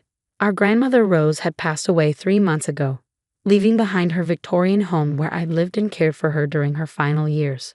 Marcus hadn't visited once during that time, too busy with his real estate ventures in the city to spare even an hour for the woman who'd raised us after our parents died. The house had been in our family for generations, its walls holding countless memories of Sunday dinners, holiday celebrations, and quiet evenings spent listening to Grandma Rose's stories. I'd moved in 2 years ago when her health started declining, putting my career as an art conservator on hold to become her full-time caregiver. She wouldn't do this, I said, my voice steadier than I felt. She promised me I could stay here. Marcus's laugh was sharp and cruel. Promises don't mean anything without legal documentation, sis.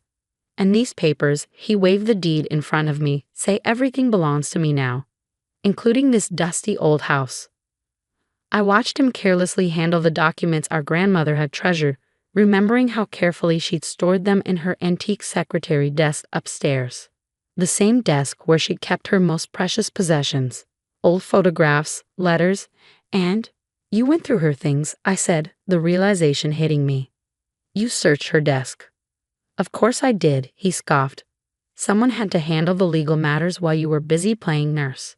Found these buried under a bunch of worthless old papers. Lucky for me, right? The casual way he dismissed our grandmother's treasures made my blood boil, but I kept my expression neutral. Marcus had always been like this, entitled, manipulative, seeing everything and everyone as pieces to be moved around in his game of acquisition and control. 30 days, he continued, standing up and adjusting his expensive suit. That's more than generous, considering. I've got buyers interested already. This location is prime real estate. Once we gut the place and modernize it, it'll sell for triple what it's worth now.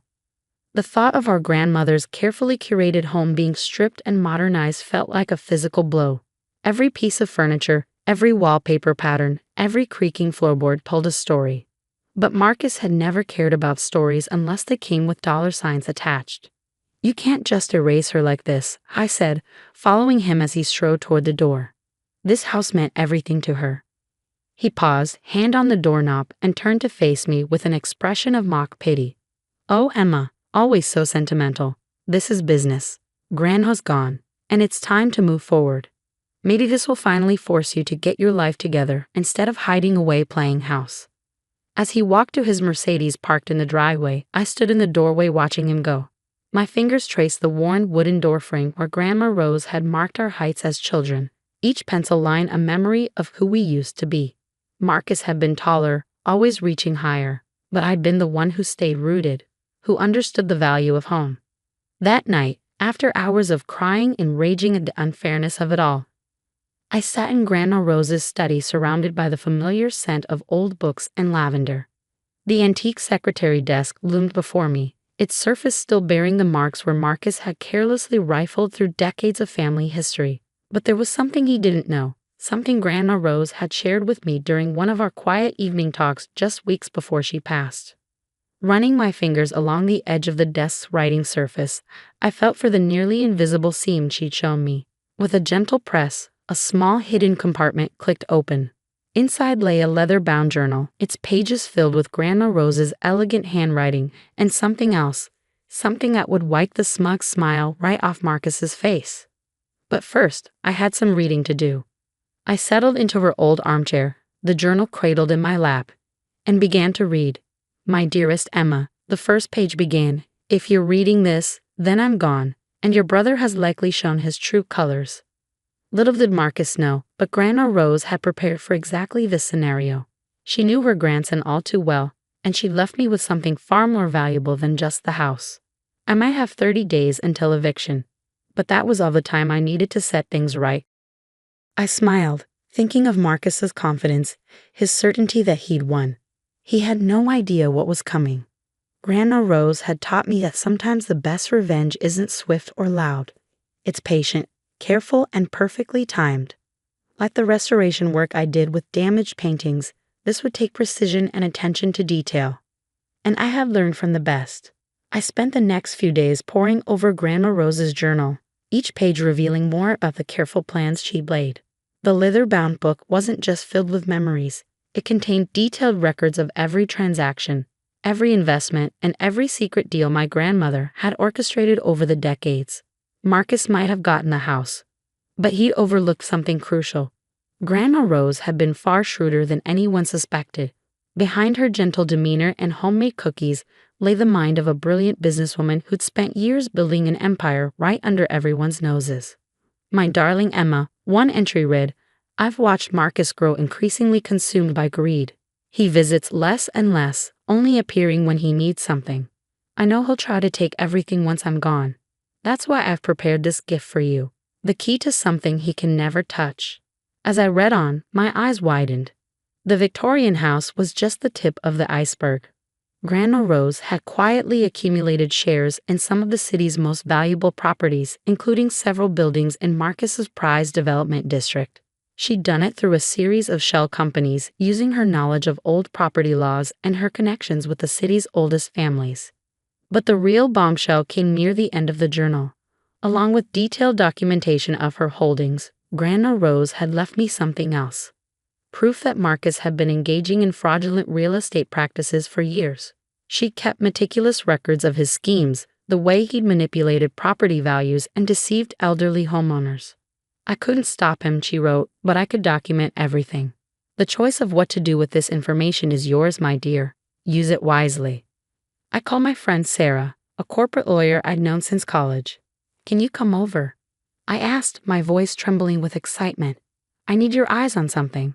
An hour later, we sat surrounded by papers spread across Grandma Rose's dining room table. Sarah's eyes grew wider with each document she examined.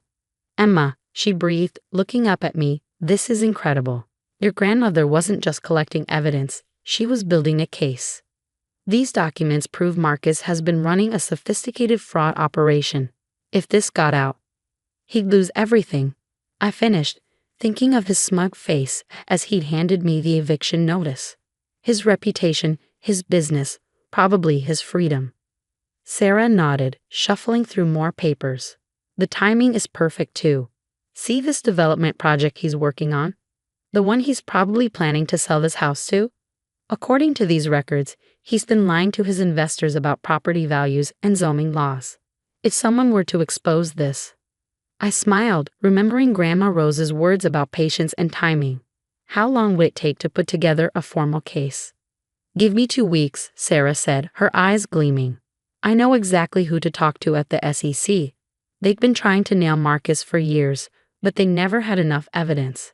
This is the motherlode." The next morning, Marcus showed up unannounced, probably expecting to find me packing. Instead, I was in the garden, tending to Grandma Rose's prized roses with the same care she'd always shown them. "Still here?" he called out, his expensive shoes crunching on the gravel path. "You know, if you need help finding a place, I might be able to arrange something. A small apartment in one of my buildings, perhaps? At a family rate, of course." I stood up slowly, brushing dirt from my knees. "That's thoughtful of you, Marcus, but I think I'll manage just fine on my own." He frowned, clearly thrown by my calm demeanor. "Look, Emma, I know you're upset, but this is happening whether you like it or not. The buyers are coming to view the property next week." "About that," I said, carefully pruning a deep red rose, "you might want to hold off on any sales for now. Things are about to get complicated." "What's that supposed to mean?" he demanded, his confidence wavering slightly. I just smiled, the same smile Grandma Rose used to give when she knew something others didn't. "You'll see. Oh, and Marcus, be careful with those property valuations you've been showing your investors. Numbers can be such tricky things, can't they?" The color drained from his face. For the first time since this all began, I saw real fear in his eyes. Without another word, he turned and practically ran back to his car. That evening, as I sat in Grandma Rose's favorite chair watching the sunset paint the garden in shades of gold, I felt her presence stronger than ever. She'd known this day would come, had prepared for it with the same meticulous care she'd shown in tending her roses. Each thorny problem needed careful handling, she used to say, but with patience and the right tools, any garden could bloom. I picked up my phone and dialed Sarah's number. "It's time," I said when she answered. "Let's show my brother exactly what Grandma Rose left behind." The next 2 weeks were a whirlwind of activity. Sarah worked tirelessly, compiling the evidence into an airtight case. Meanwhile, I noticed increased activity around Marcus's office. Cars coming and going at odd hours, lights burning late into the night. He was scrambling, probably trying to cover his tracks. But it was too late. The hammer fell exactly 20 days after he'd served me with the eviction notice. The SEC investigation became public, and Marcus's carefully constructed world began to crumble. His investors pulled out, his partners distanced themselves, and his reputation, the thing he valued above all else, lay in tatters. The morning the story broke in the local papers, I stood in Grandma Rose's kitchen making her signature lavender tea. The headline stared up at me from the counter. Local real estate mogul under investigation for massive fraud scheme. My phone buzzed with a text from Marcus. "We need to talk. Now." I took my time responding, remembering all the times he'd ignored Grandma Rose's calls when she was sick, all the family dinners he'd missed, all the memories he'd been too busy to make. "Sorry," I texted back. "I'm rather busy today. But don't worry, we have plenty of time to talk. About 10 more days, by my count." 10 days. That's how long it took for Marcus's empire to completely unravel. The SEC investigation revealed everything. The fraudulent property valuations, the forged documents, the elderly residents he pressured into selling their homes for a fraction of their worth. His investors fled in droves, his business partners disappeared, and his reputation lay in ruins. I was in Grandma Rose's garden when he finally showed up, looking nothing like the polished real estate mogul who'd smugly handed me an eviction notice. His expensive suit was wrinkled, his hair disheveled, and the arrogant smirk had been replaced by something closer to desperation. "You did this," he said, his voice hoarse. "You destroyed everything I built." I continued pruning the roses just as Grandma had taught me. "No, Marcus, you did this to yourself. I just showed everyone who you really are." He collapsed onto the garden bench, head in his hands. How did you know about all of it?" "Grandma Rose knew," I said simply. "She kept records of everything. Every shady deal, every manipulated sale. She saw who you really were long before anyone else did." He looked up sharply. "That's impossible. She was just a sweet old lady who baked cookies and tended her garden." I couldn't help but laugh. That's exactly what she wanted everyone to think. But Grandma Rose was smarter than any of us knew. While you were busy building your house of cards, she was building something real, something that would last. I pulled out a thick envelope from my pocket, the final piece of Grandma Rose's plan. "Did you know she owned controlling shares in half the properties in your development district? Through various shell companies, of course. She left them all to me." Marcus's face went pale. "You're lying." "Check the records," I said, handing him the envelope. "It's all there. The properties, the companies, everything. She spent years quietly buying up land while you were focused on quick profits and flashy deals." His hands trembled as he read through the documents. "This can't be real. She was just Grandma." "She was so much more than that," I said firmly. "She built an empire right under your nose, and you never noticed because you were too busy looking down on her. Too busy to visit, too busy to call, too busy to see what was right in front of you." I watched as the reality of his situation sank in. Not only had his fraudulent practices been exposed, but now he was learning that the real power in a family had been quietly passing to me all along. "What are you going to do?" he asked, his voice barely a whisper. I looked around the garden at the roses Grandma had tenderly cultivated for decades. "First, I'm staying in this house. It means too much to too many people to be torn down for another soulless development project.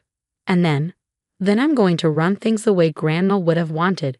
No more pushing out elderly residents. No more destroying historic properties for profit.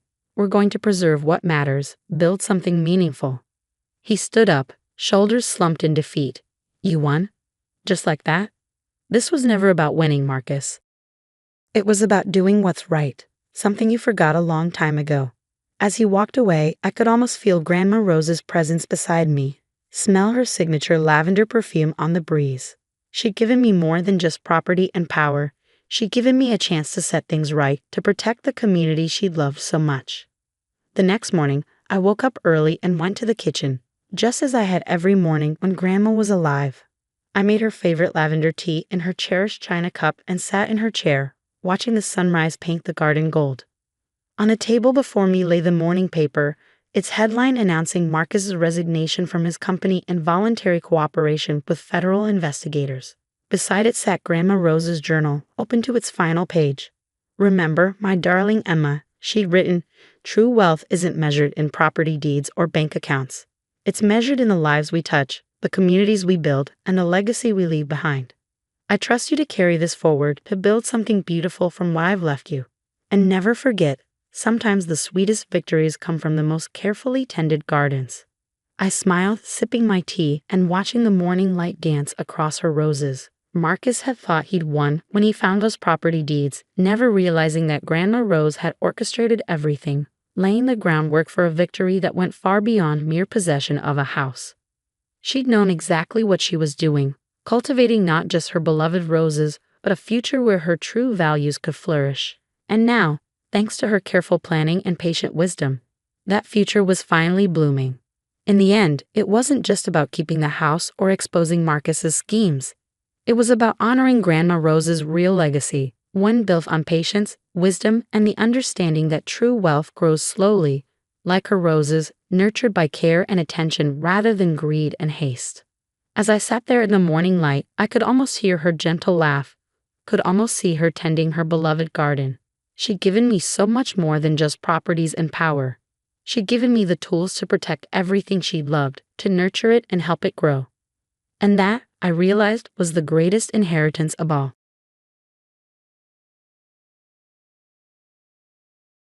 The last email notification chimed on my phone as I shut down my laptop. Another successful day at TechVision, the software company I'd built from scratch over the past 5 years. I glanced at the framed photo on my desk. James and me on our wedding day, his arm around my waist, both of us beaming at the camera. 5 years of marriage, 5 years of building this company together. At least that's what I thought.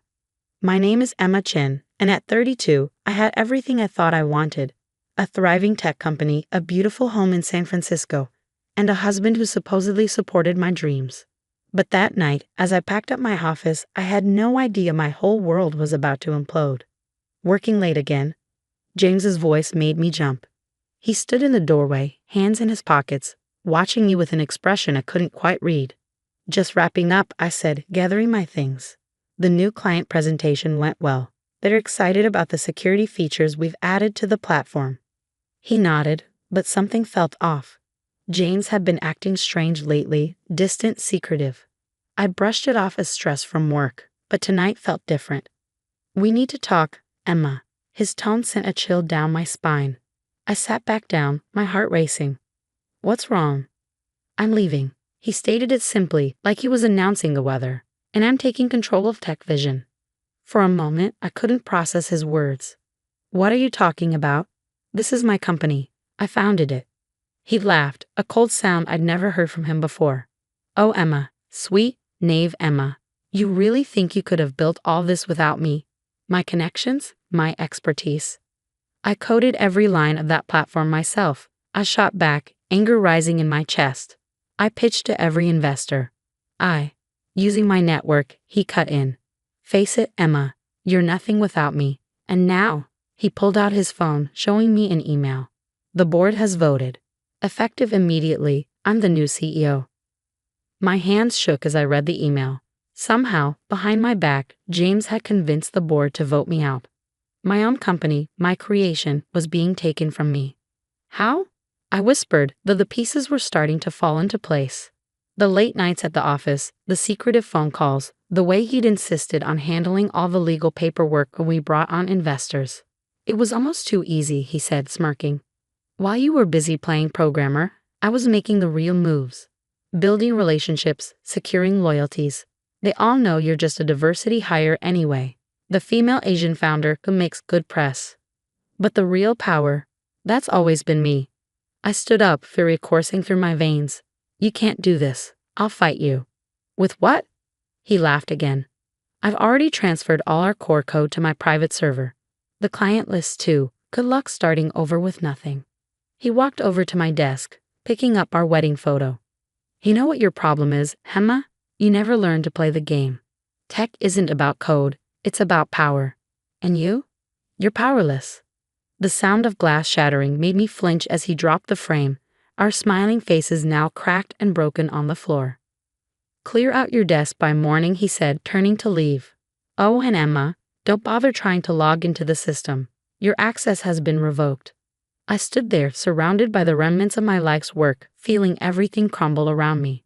But as I watched him walk away, something inside me hardened. He thought he'd broken me, but he'd just lit a fire. Thank you, I called after him.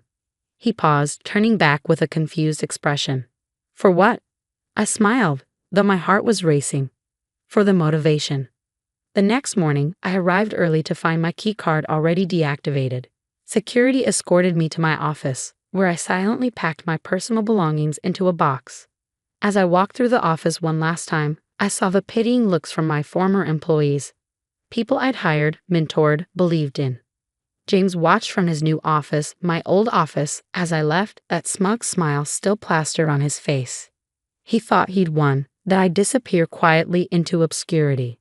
He had no idea what was coming. That night, in my empty apartment, James had already moved out, leaving nothing but a divorce petition on the kitchen counter. I opened my laptop and began to code. I didn't need his stolen codebase or client list. I had something better: knowledge, determination, and a burning desire to prove him wrong. You're nothing without me, his words echoed in my head as my fingers flew across the keyboard. I was about to show him just how wrong he was. Would you like me to continue with the next part of the story? 6 months after James took everything, I was working out of a tiny co-working space in Oakland, living on savings and determination. My new company, Phoenix Tech, was starting to take shape. Instead of copying TechVision's security platform, I'd identified a gap in the market, AI-driven threat detection that could adapt and learn in real time. The irony wasn't lost on me. James had stolen my old code, but he forced me to create something better. My phone buzzed, another email from my lawyer. The divorce proceedings were getting messy. James was trying to claim intellectual property rights to my new venture, arguing that the ideas had originated during our marriage. But I documented everything meticulously this time. Every line of code, every brainstorming session, every development milestone, all dated and timestamped after our separation. Ms. Chen. A voice pulled me from my thoughts.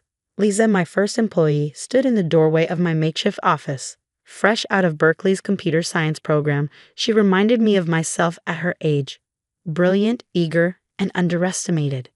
The demo is ready, she said, practically bouncing with excitement. I followed her to the development area where our small team had gathered. 5 people, that's all we were. A far cry from TechVision's 100+ employees. But what we lacked in numbers, we made up for in talent and drive. Show me, I said, taking a seat. The demo was flawless. Our AI system detected and neutralized threats faster than anything on the market, including TechVision's platform. But more importantly, it learned from each attack, growing stronger and more intelligent. This is incredible, I breathed, watching the system adapt in real time. How soon until we can present to investors? 2 weeks, Lisa replied confidently. We just need to polish the interface and run final testing. I nodded, hope blooming in my chest. We had something special here, something that could change everything. The next morning, I received an unexpected visitor. Sarah Martinez, TechVision's former head of sales, walked into our office unannounced. Nice setup, she said, looking around our modest space. Different from the old days, huh? I tensed. Sarah had been one of the first to align with James during the takeover. What do you want? She sat down, her expression serious. Things at TechVision. They're not good, Emma. James is running it into the ground.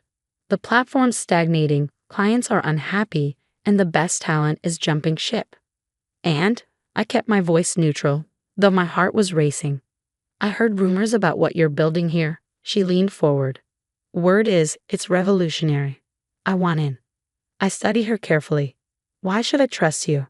Because I was wrong about James, she said quietly. We all were. And because I brought you this. She pulled out a USB drive. Internal reports showing serious vulnerabilities in TechVision's security platform. James knows about them but won't allocate resources to fix them. He's too busy trying to impress investors with flashy features. I took the drive, my mind racing. This was valuable intel, but something didn't feel right. What's the catch? Sarah smiled. No catch. I just want to be on the winning team this time. And Emma? That's you. After she left, I had our team analyze the USB drive for malware before accessing it. The reports were legitimate and damning. TechVision's platform had critical security flaws that put clients at risk. I stayed late that night, wrestling with what to do. The ethical thing would be to alert TechVision's clients about the vulnerabilities. But James would find a way to bury it, and it would tip our hand too early. No, I needed to be smarter. Strategic. I called an emergency team meeting the next morning. We're accelerating our timeline, I announced. I want us ready for demo day in 1 week. 1 week? Lisa's eyes widened. But we haven't finished testing. Then we work around the clock, I said firmly. Trust me, our window of opportunity is now. The next 7 days were a blur of coding, testing, and refining. We practically lived in the office, surviving on coffee and takeout. But watching my team push themselves, seeing their dedication, I knew we had something special. The night before our first major investor presentation, I received another unexpected visit. This time, it was Marcus Wong, one of Silicon Valley's most influential venture capitalists. Impressive space, he said, his tone slightly sarcastic as he took in our humble office. We prefer to invest in product rather than appearances, I replied coolly. He smiled. James told me you'd say something like that. My blood ran cold. You're in contact with my ex-husband. He suggested I stop by, Marcus said, examining his expensive watch. Wanted me to see what you're working with, or rather, what you're not working with. I stood up, anger coursing through me. If you're here to mock us, you can leave.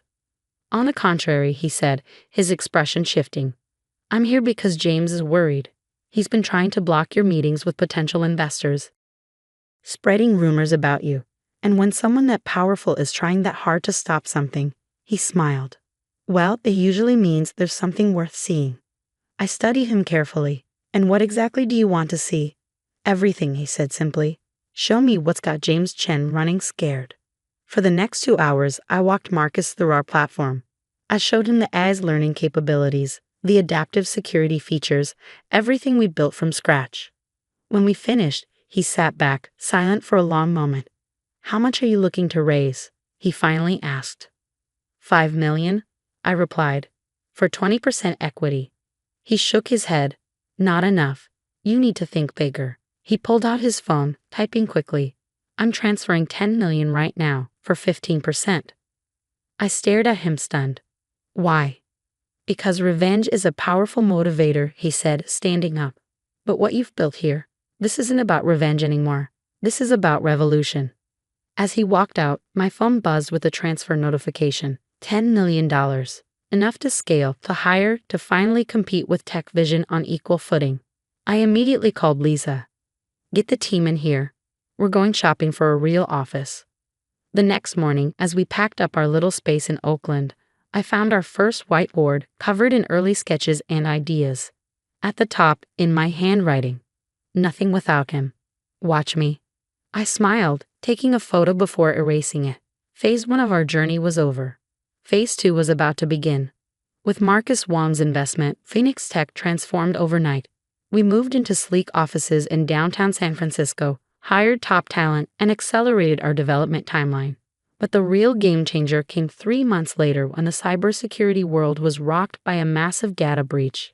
TechVision's platform had failed catastrophically. A vulnerability, the same one Sarah had warned me about, left dozens of major corporations exposed. Client data was compromised, stock prices plummeted, and the tech media was having a field day. I was in a meeting when James called. What did you do? He demanded, his voice shaking with rage. I didn't do anything, I replied calmly. Your platform's vulnerabilities did this to you. You knew about them. You could have warned us.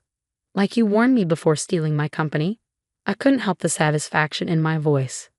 Besides, I did try to warn you. Sarah Martinez brought those reports to your attention months ago. His silence told me everything.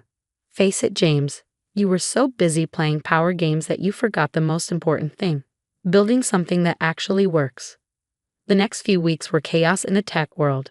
TechVision's clients were jumping ship en masse, desperate for a secure alternative. And there we were, Phoenix Tech, with our revolutionary AI-driven platform ready to step in. Our first major client was Goldman Sachs, formerly TechVision's biggest account. When their CTO saw our demo, he signed on the spot. Others followed quickly: Microsoft, Oracle, Twitter. Each success felt like a vindication. Then came the moment that made it all worth it. I was being interviewed by TechCrunch about Phoenix Tech's meteoric rise when the reporter asked about James. "Your ex-husband's company is struggling," she said. "Any comment on TechVision's recent troubles?" I smiled, thinking of that night in my office when he told me I was nothing without him. "Innovation doesn't come from power plays or corporate politics," I said. "It comes from passion, determination, and the willingness to start over when necessary." TechVision forgot that. We didn't. The article went viral. Within hours, Phoenix Tech's valuation hit $1 billion. We were officially a unicorn. That evening, as I stood in my new office overlooking the bay, Lisa knocked on my door. "There's someone here to see you." It was James. He looked different, tired, defeated. The arrogance was gone from his stance.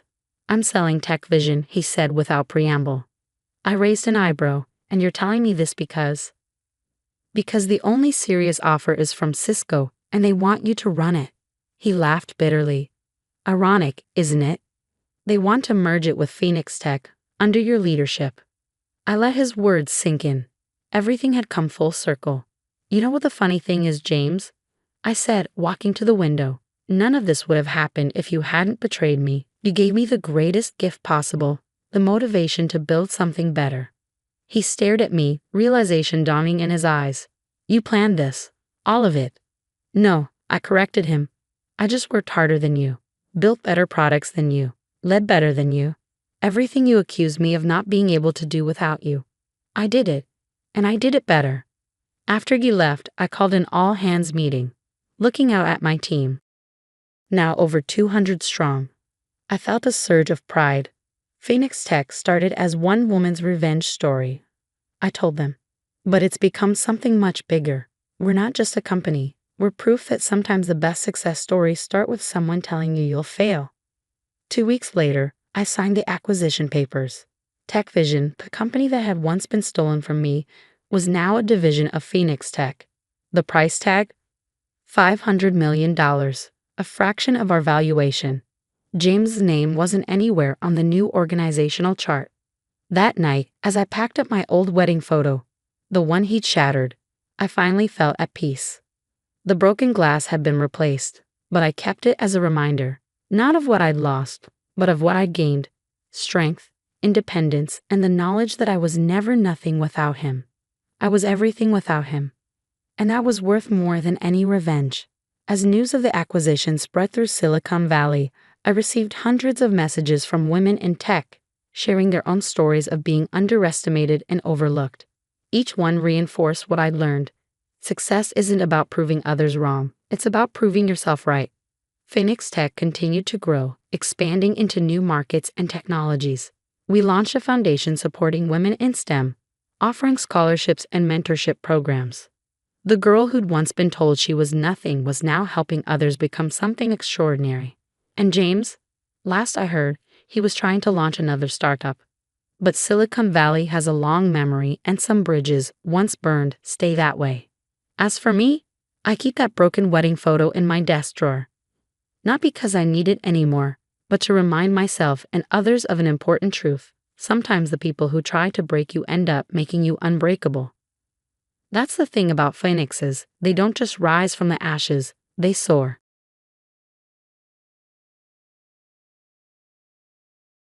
The call came at 2 a.m. local time, the phone's harsh ring cutting through the humid African night. I fumbled for it in the darkness of my temporary quarters, still half asleep. "Emma, you need to hear this." My sister Rachel's voice dripped with smug satisfaction. "I solved our little property dispute. I sold the house."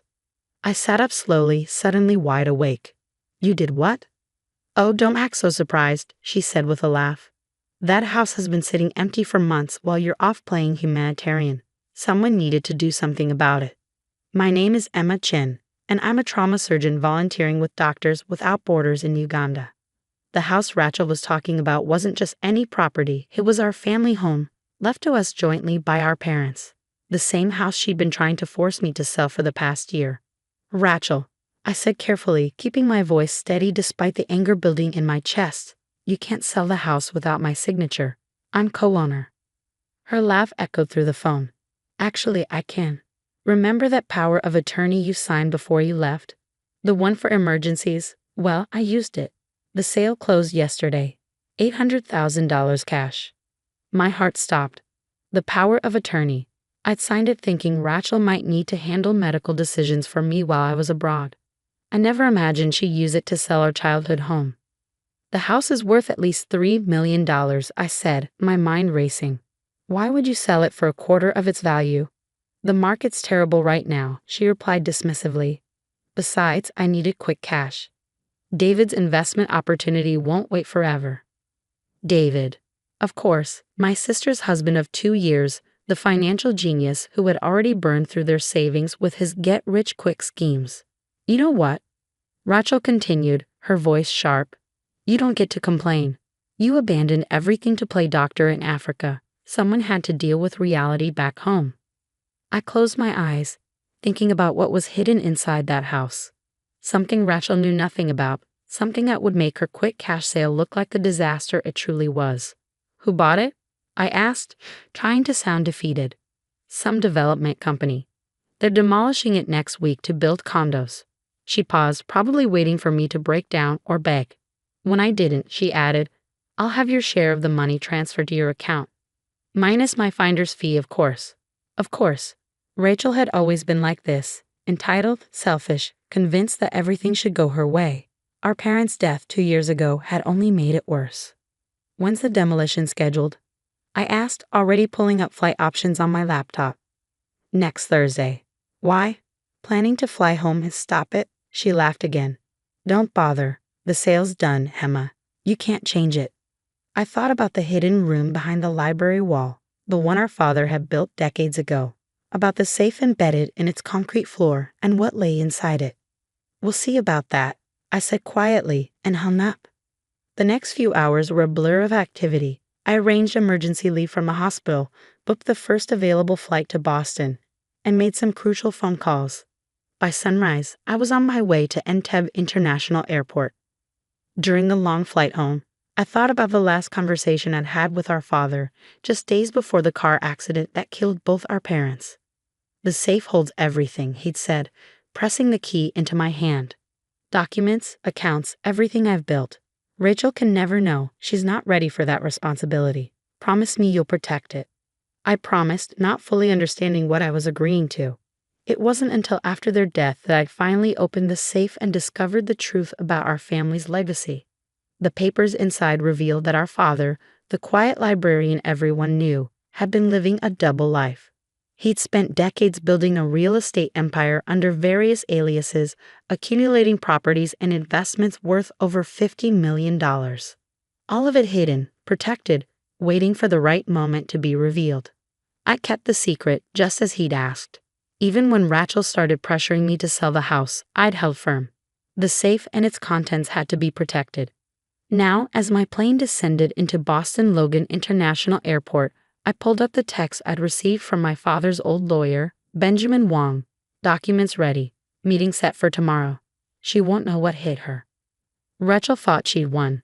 She thought she'd finally beaten her older sister, the one who'd always played by the rules. But she had no idea what was coming. As I collected my luggage, another text came through, this one from Rachel. Demolition team's doing a walkthrough tomorrow.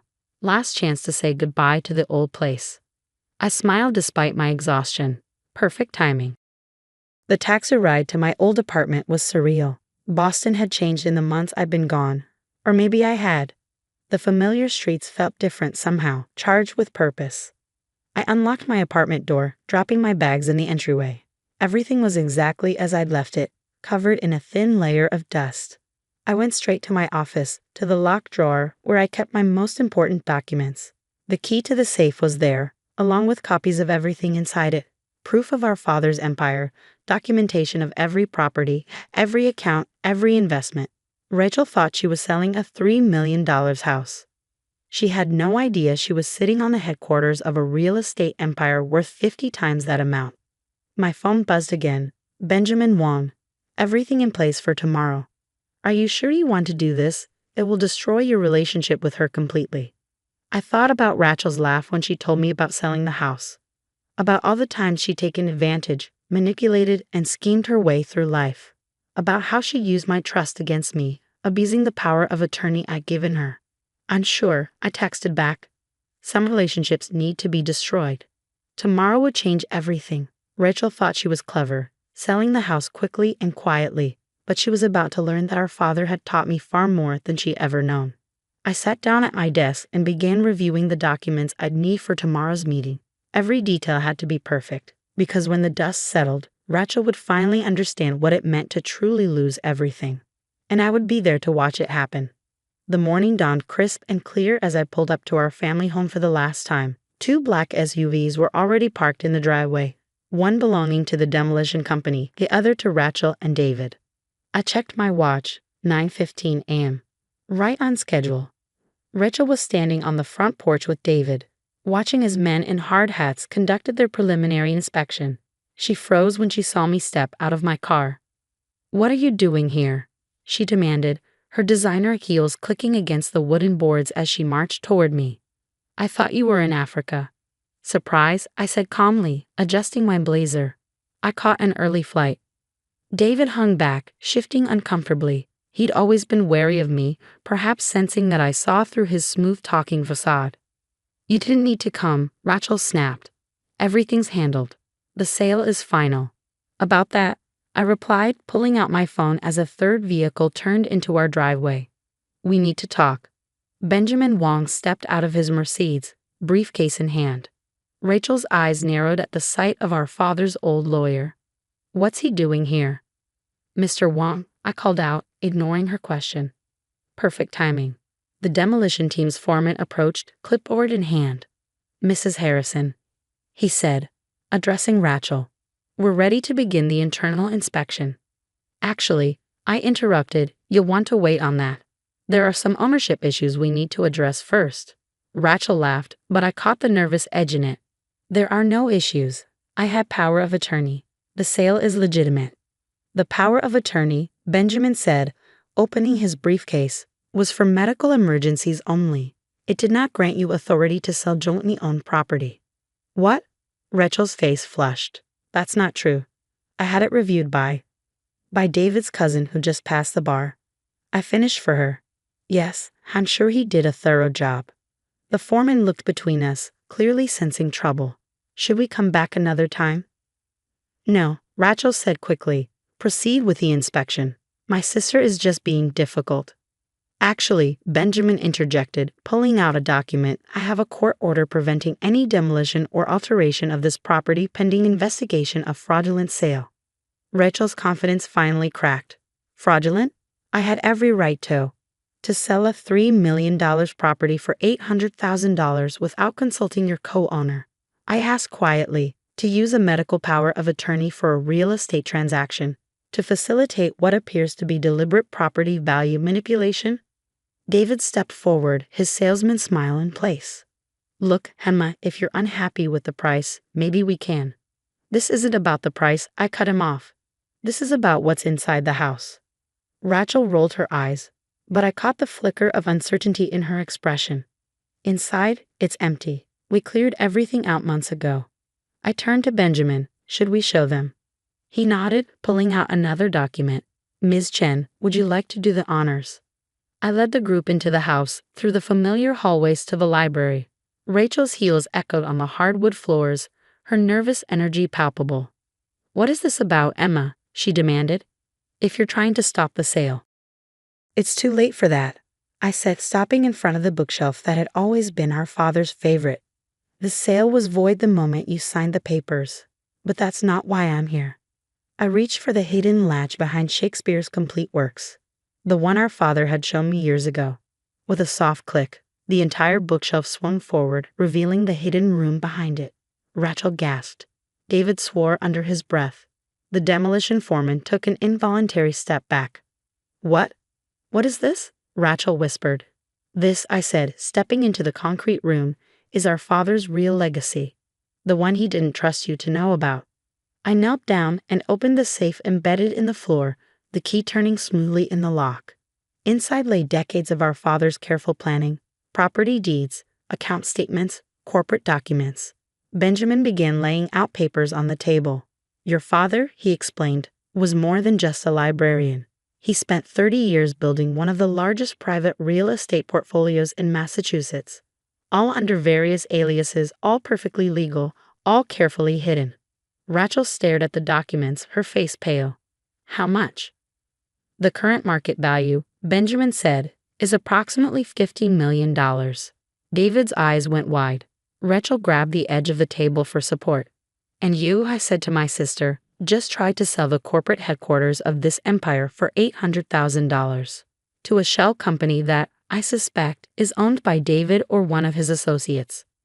David took a step backward, but Benjamin's assistant was already blocking the doorway. The FBI is very interested in this transaction, I continued, particularly given David's history of failed investment schemes and the suspicious timing of the sale. Rachel's legs gave out, and she sank into her father's old leather chair. You knew, she whispered. You knew all this time. Dad told me everything before he died, I confirmed. He made me promise to protect it until the right time. And you didn't tell me? Her voice cracked. Your own sister. I looked at her, really looked at her. The designer clothes, the perfect makeup, the entitled attitude that had defined her entire life. Dad knew you weren't ready, I said softly. And he was right. The first chance he got, you tried to sell his life's work for pennies on the dollar. Benjamin cleared his throat. The FBI agents are waiting outside. They have some questions about the attempted sale and the potential fraud involved. Rachel's head snapped up. Fraud? But I had power of attorney. A medical power of attorney, I corrected her. Using it for real estate transactions is fraud. Selling property significantly below market value to a connected party is fraud. And doing it all without proper authority is definitely fraud. 6 months later, I sat in Benjamin Wong's office, signing the final documents that would restructure our father's empire. Rachel and David were both facing federal fraud charges, their assets frozen pending investigation. Everything's in order, Benjamin said, sliding the papers into his briefcase. The foundation is established and the scholarship fund will launch next month. I nodded, thinking about how our father would have approved. The bulk of his fortune would now fund educational opportunities for underprivileged students, turning his secret empire into a force for good. Have you heard from Rachel? He asked carefully. Not since the indictment, I replied. She tried calling a few times in the beginning, alternating between threats and tearful pleas for help. But after I testified about her fraudulent use of the power of attorney, she finally understood that there was no going back. The house still stood, though I'd had it completely renovated. The hidden room was now a secure office, its existence properly documented. The demolition company had been revealed as a front for David's latest scheme. He planned to flip the property for its true value once the fraudulent sale went through. My phone buzzed. A message from the hospital in Uganda. When are you coming back? We miss our best surgeon. I smiled, thinking about how different my life was from what Rachel had imagined. She'd always seen my volunteer work as running away from real life. She never understood that I'd chosen that path precisely because I could, because our father had secretly ensured we'd never want for anything. The FBI finished their asset trace, Benjamin said, pulling up some documents on his computer. It seems David had set up quite an elaborate network of shell companies.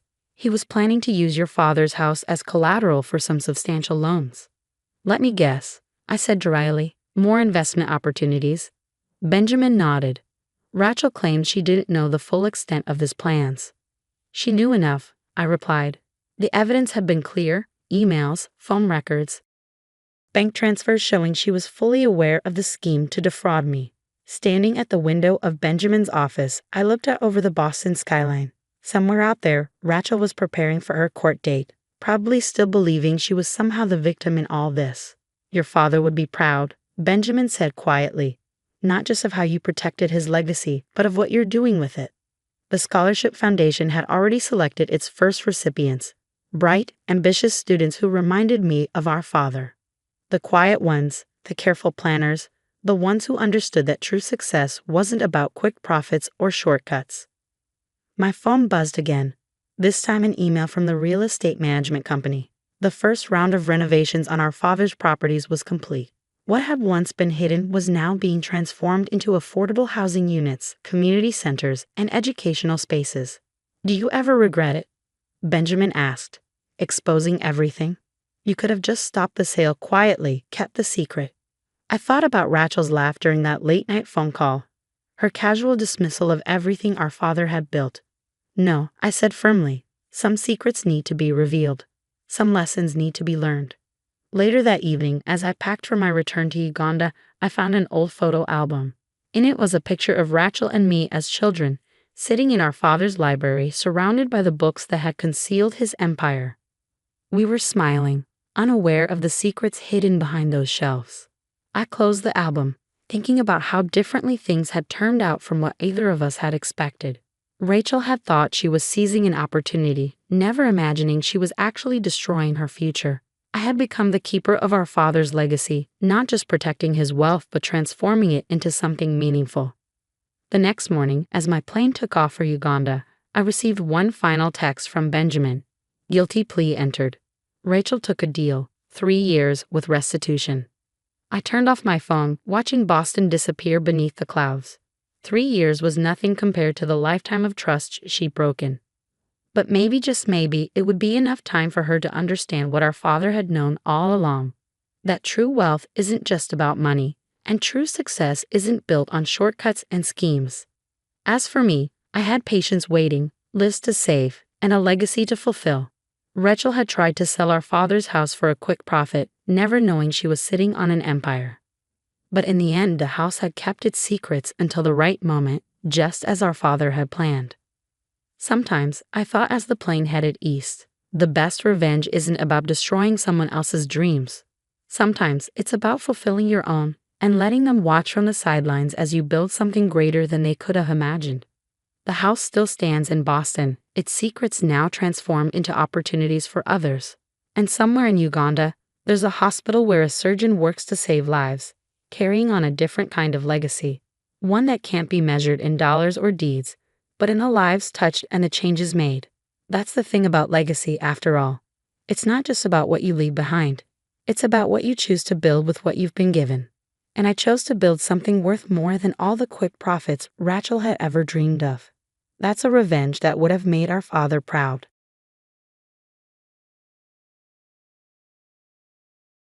The meeting room fell silent as I walked in, all eyes fixed on the woman they'd once shunned. James Morgan, my former father-in-law, sat at the head of the table, his face a mask of barely concealed rage.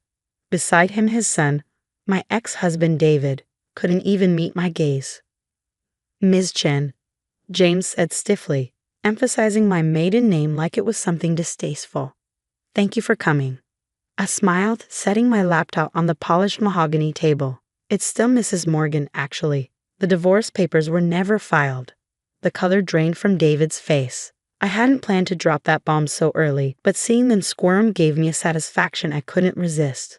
My name is Sarah Chen Morgan, and 2 years ago, these people had thrown me out of their lives because I chose cybersecurity over their precious family banking tradition. Now their multimillion-dollar empire was under attack, and I was their last hope. Let's focus on the matter at hand, James said sharply, sliding a folder across the table. Our systems were breached last week. The hackers are threatening to release sensitive client data unless we pay $20 million within 48 hours. I picked up the folder, though I already knew its contents. I've been monitoring the situation since it began. Not that they needed to know that. The Great Morgan & Sons Bank, I mused, flipping through the pages, brought to its knees by the very thing you dismissed as irrelevant when I warned you about it. James's jaw tightened. If you're here to gloat, I'm here because your head of it called me directly. I cut him off. He said you've tried everything else. Every security firm in the city turned you down because they know your systems are outdated. You're running infrastructure from the last decade because, and I quote, traditional banking doesn't need all that modern nonsense.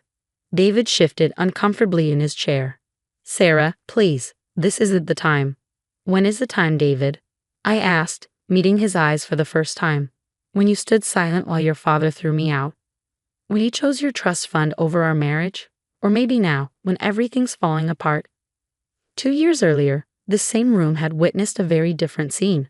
I'd just completed my master's in cybersecurity, turning down a prestigious position at Morgan & Sons to accept a role at a leading tech firm.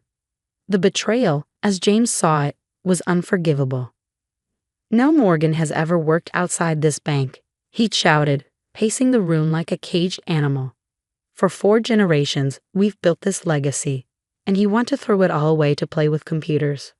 I tried to explain the importance of modern security measures, how the banking world was changing, but James Morgan didn't listen to women who challenged his authority, not even his daughter-in-law. Either you take your rightful place in this bank, he declared, or you're no longer welcome in this family. I looked to David then, hoping he'd finally stand up to his father. But he just stared at his shoes, shoulders slumped in familiar defeat.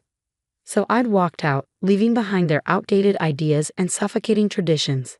I'd built my own consulting firm, gained a reputation as one of the best in the field. And now here they were, desperate for the very expertise they'd mocked. The hack is sophisticated, I said, returning to the present, but not impossible to trace. I can help you, but I have conditions. James leaned back, his expression wary. What conditions? I opened my laptop, typing quickly. First, you'll implement every security measure I recommend, without argument. Second, you'll create a dedicated cybersecurity division with a proper budget. And third, I paused, savoring the moment, you'll make a public announcement acknowledging the breach and my role in resolving it. Absolutely not, James exploded. We've never admitted to any security failures. The Morgan reputation is about to be destroyed anyway, I finished. In 47 hours, every account number, every transaction, every dirty little secret will be public. Your choice. The silence that followed was deafening. James's face had turned an alarming shade of red, while David looked like he might be sick. There's one more thing, I added, pulling up a series of emails on my screen. Something interesting I found while examining the hack. Would you like to see who had access to your systems the night before the breach? David's head snapped up, real fear in his eyes now. He knew exactly what I'd found. The late-night login, the disabled security protocols, the convenient gaps in the firewall, all traced back to one executive access code. Is code. We should discuss this privately, he said quickly, standing up. But I was done with their secrets, their backroom deals, their carefully maintained facades. Sit down, David, I said quietly. It's time everyone knew exactly what kind of legacy your father has built. The projector hummed to life as I connected my laptop. David's access logs appeared on the screen, damning in their clarity.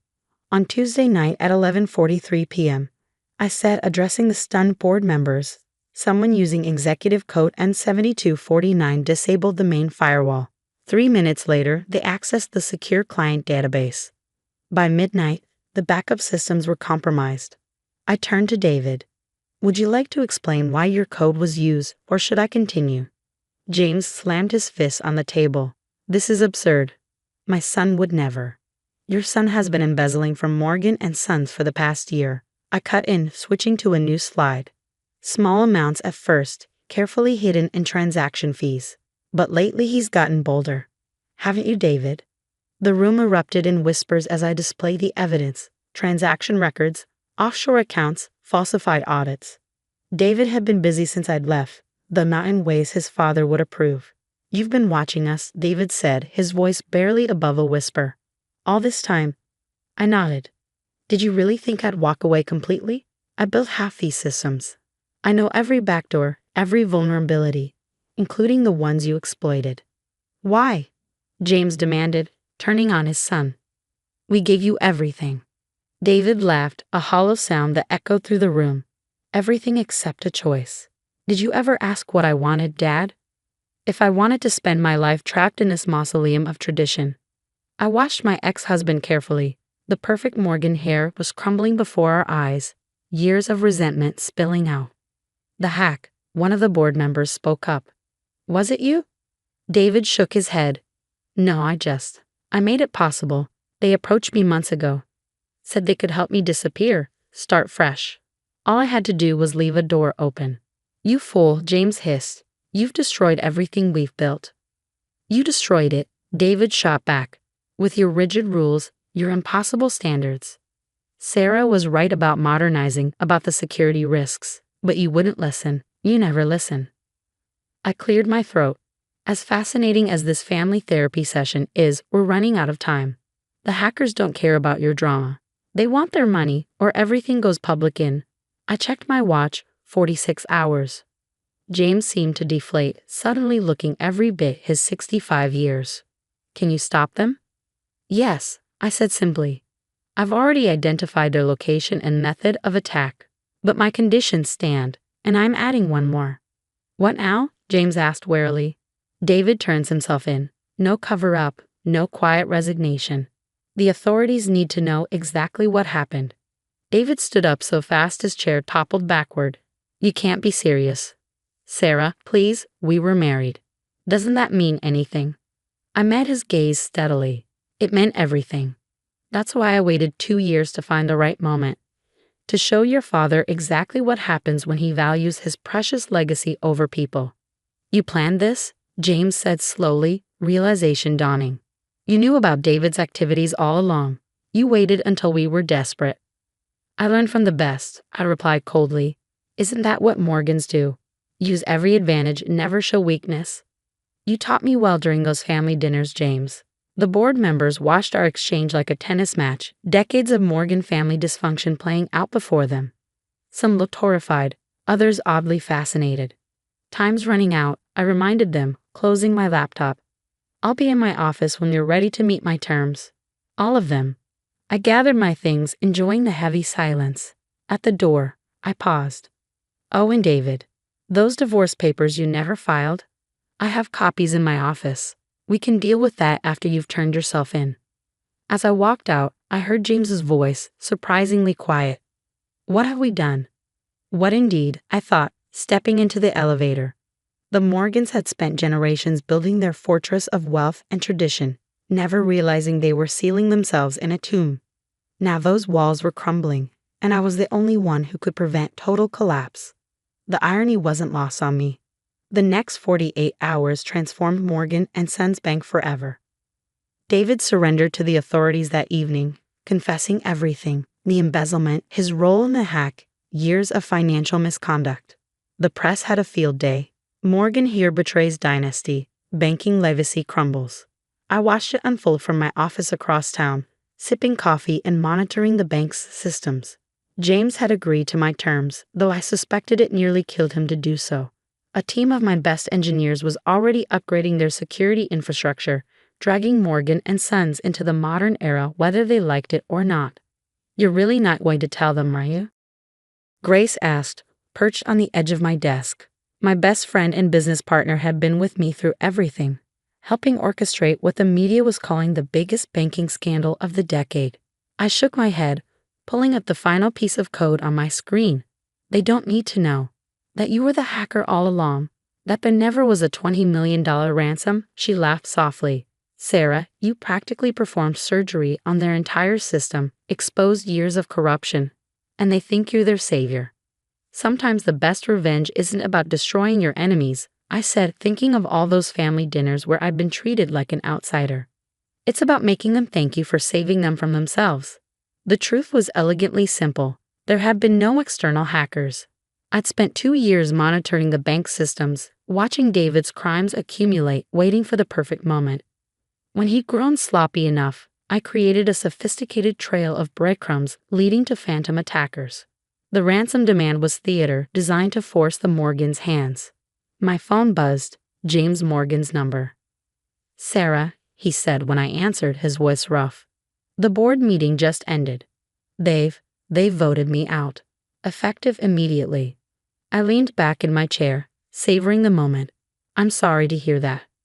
No, you're not, he sighed heavily. You're probably delighted. Just like you planned. I didn't plan your downfall, James. You and David did that yourselves. I just made sure the truth came out. There was a long pause.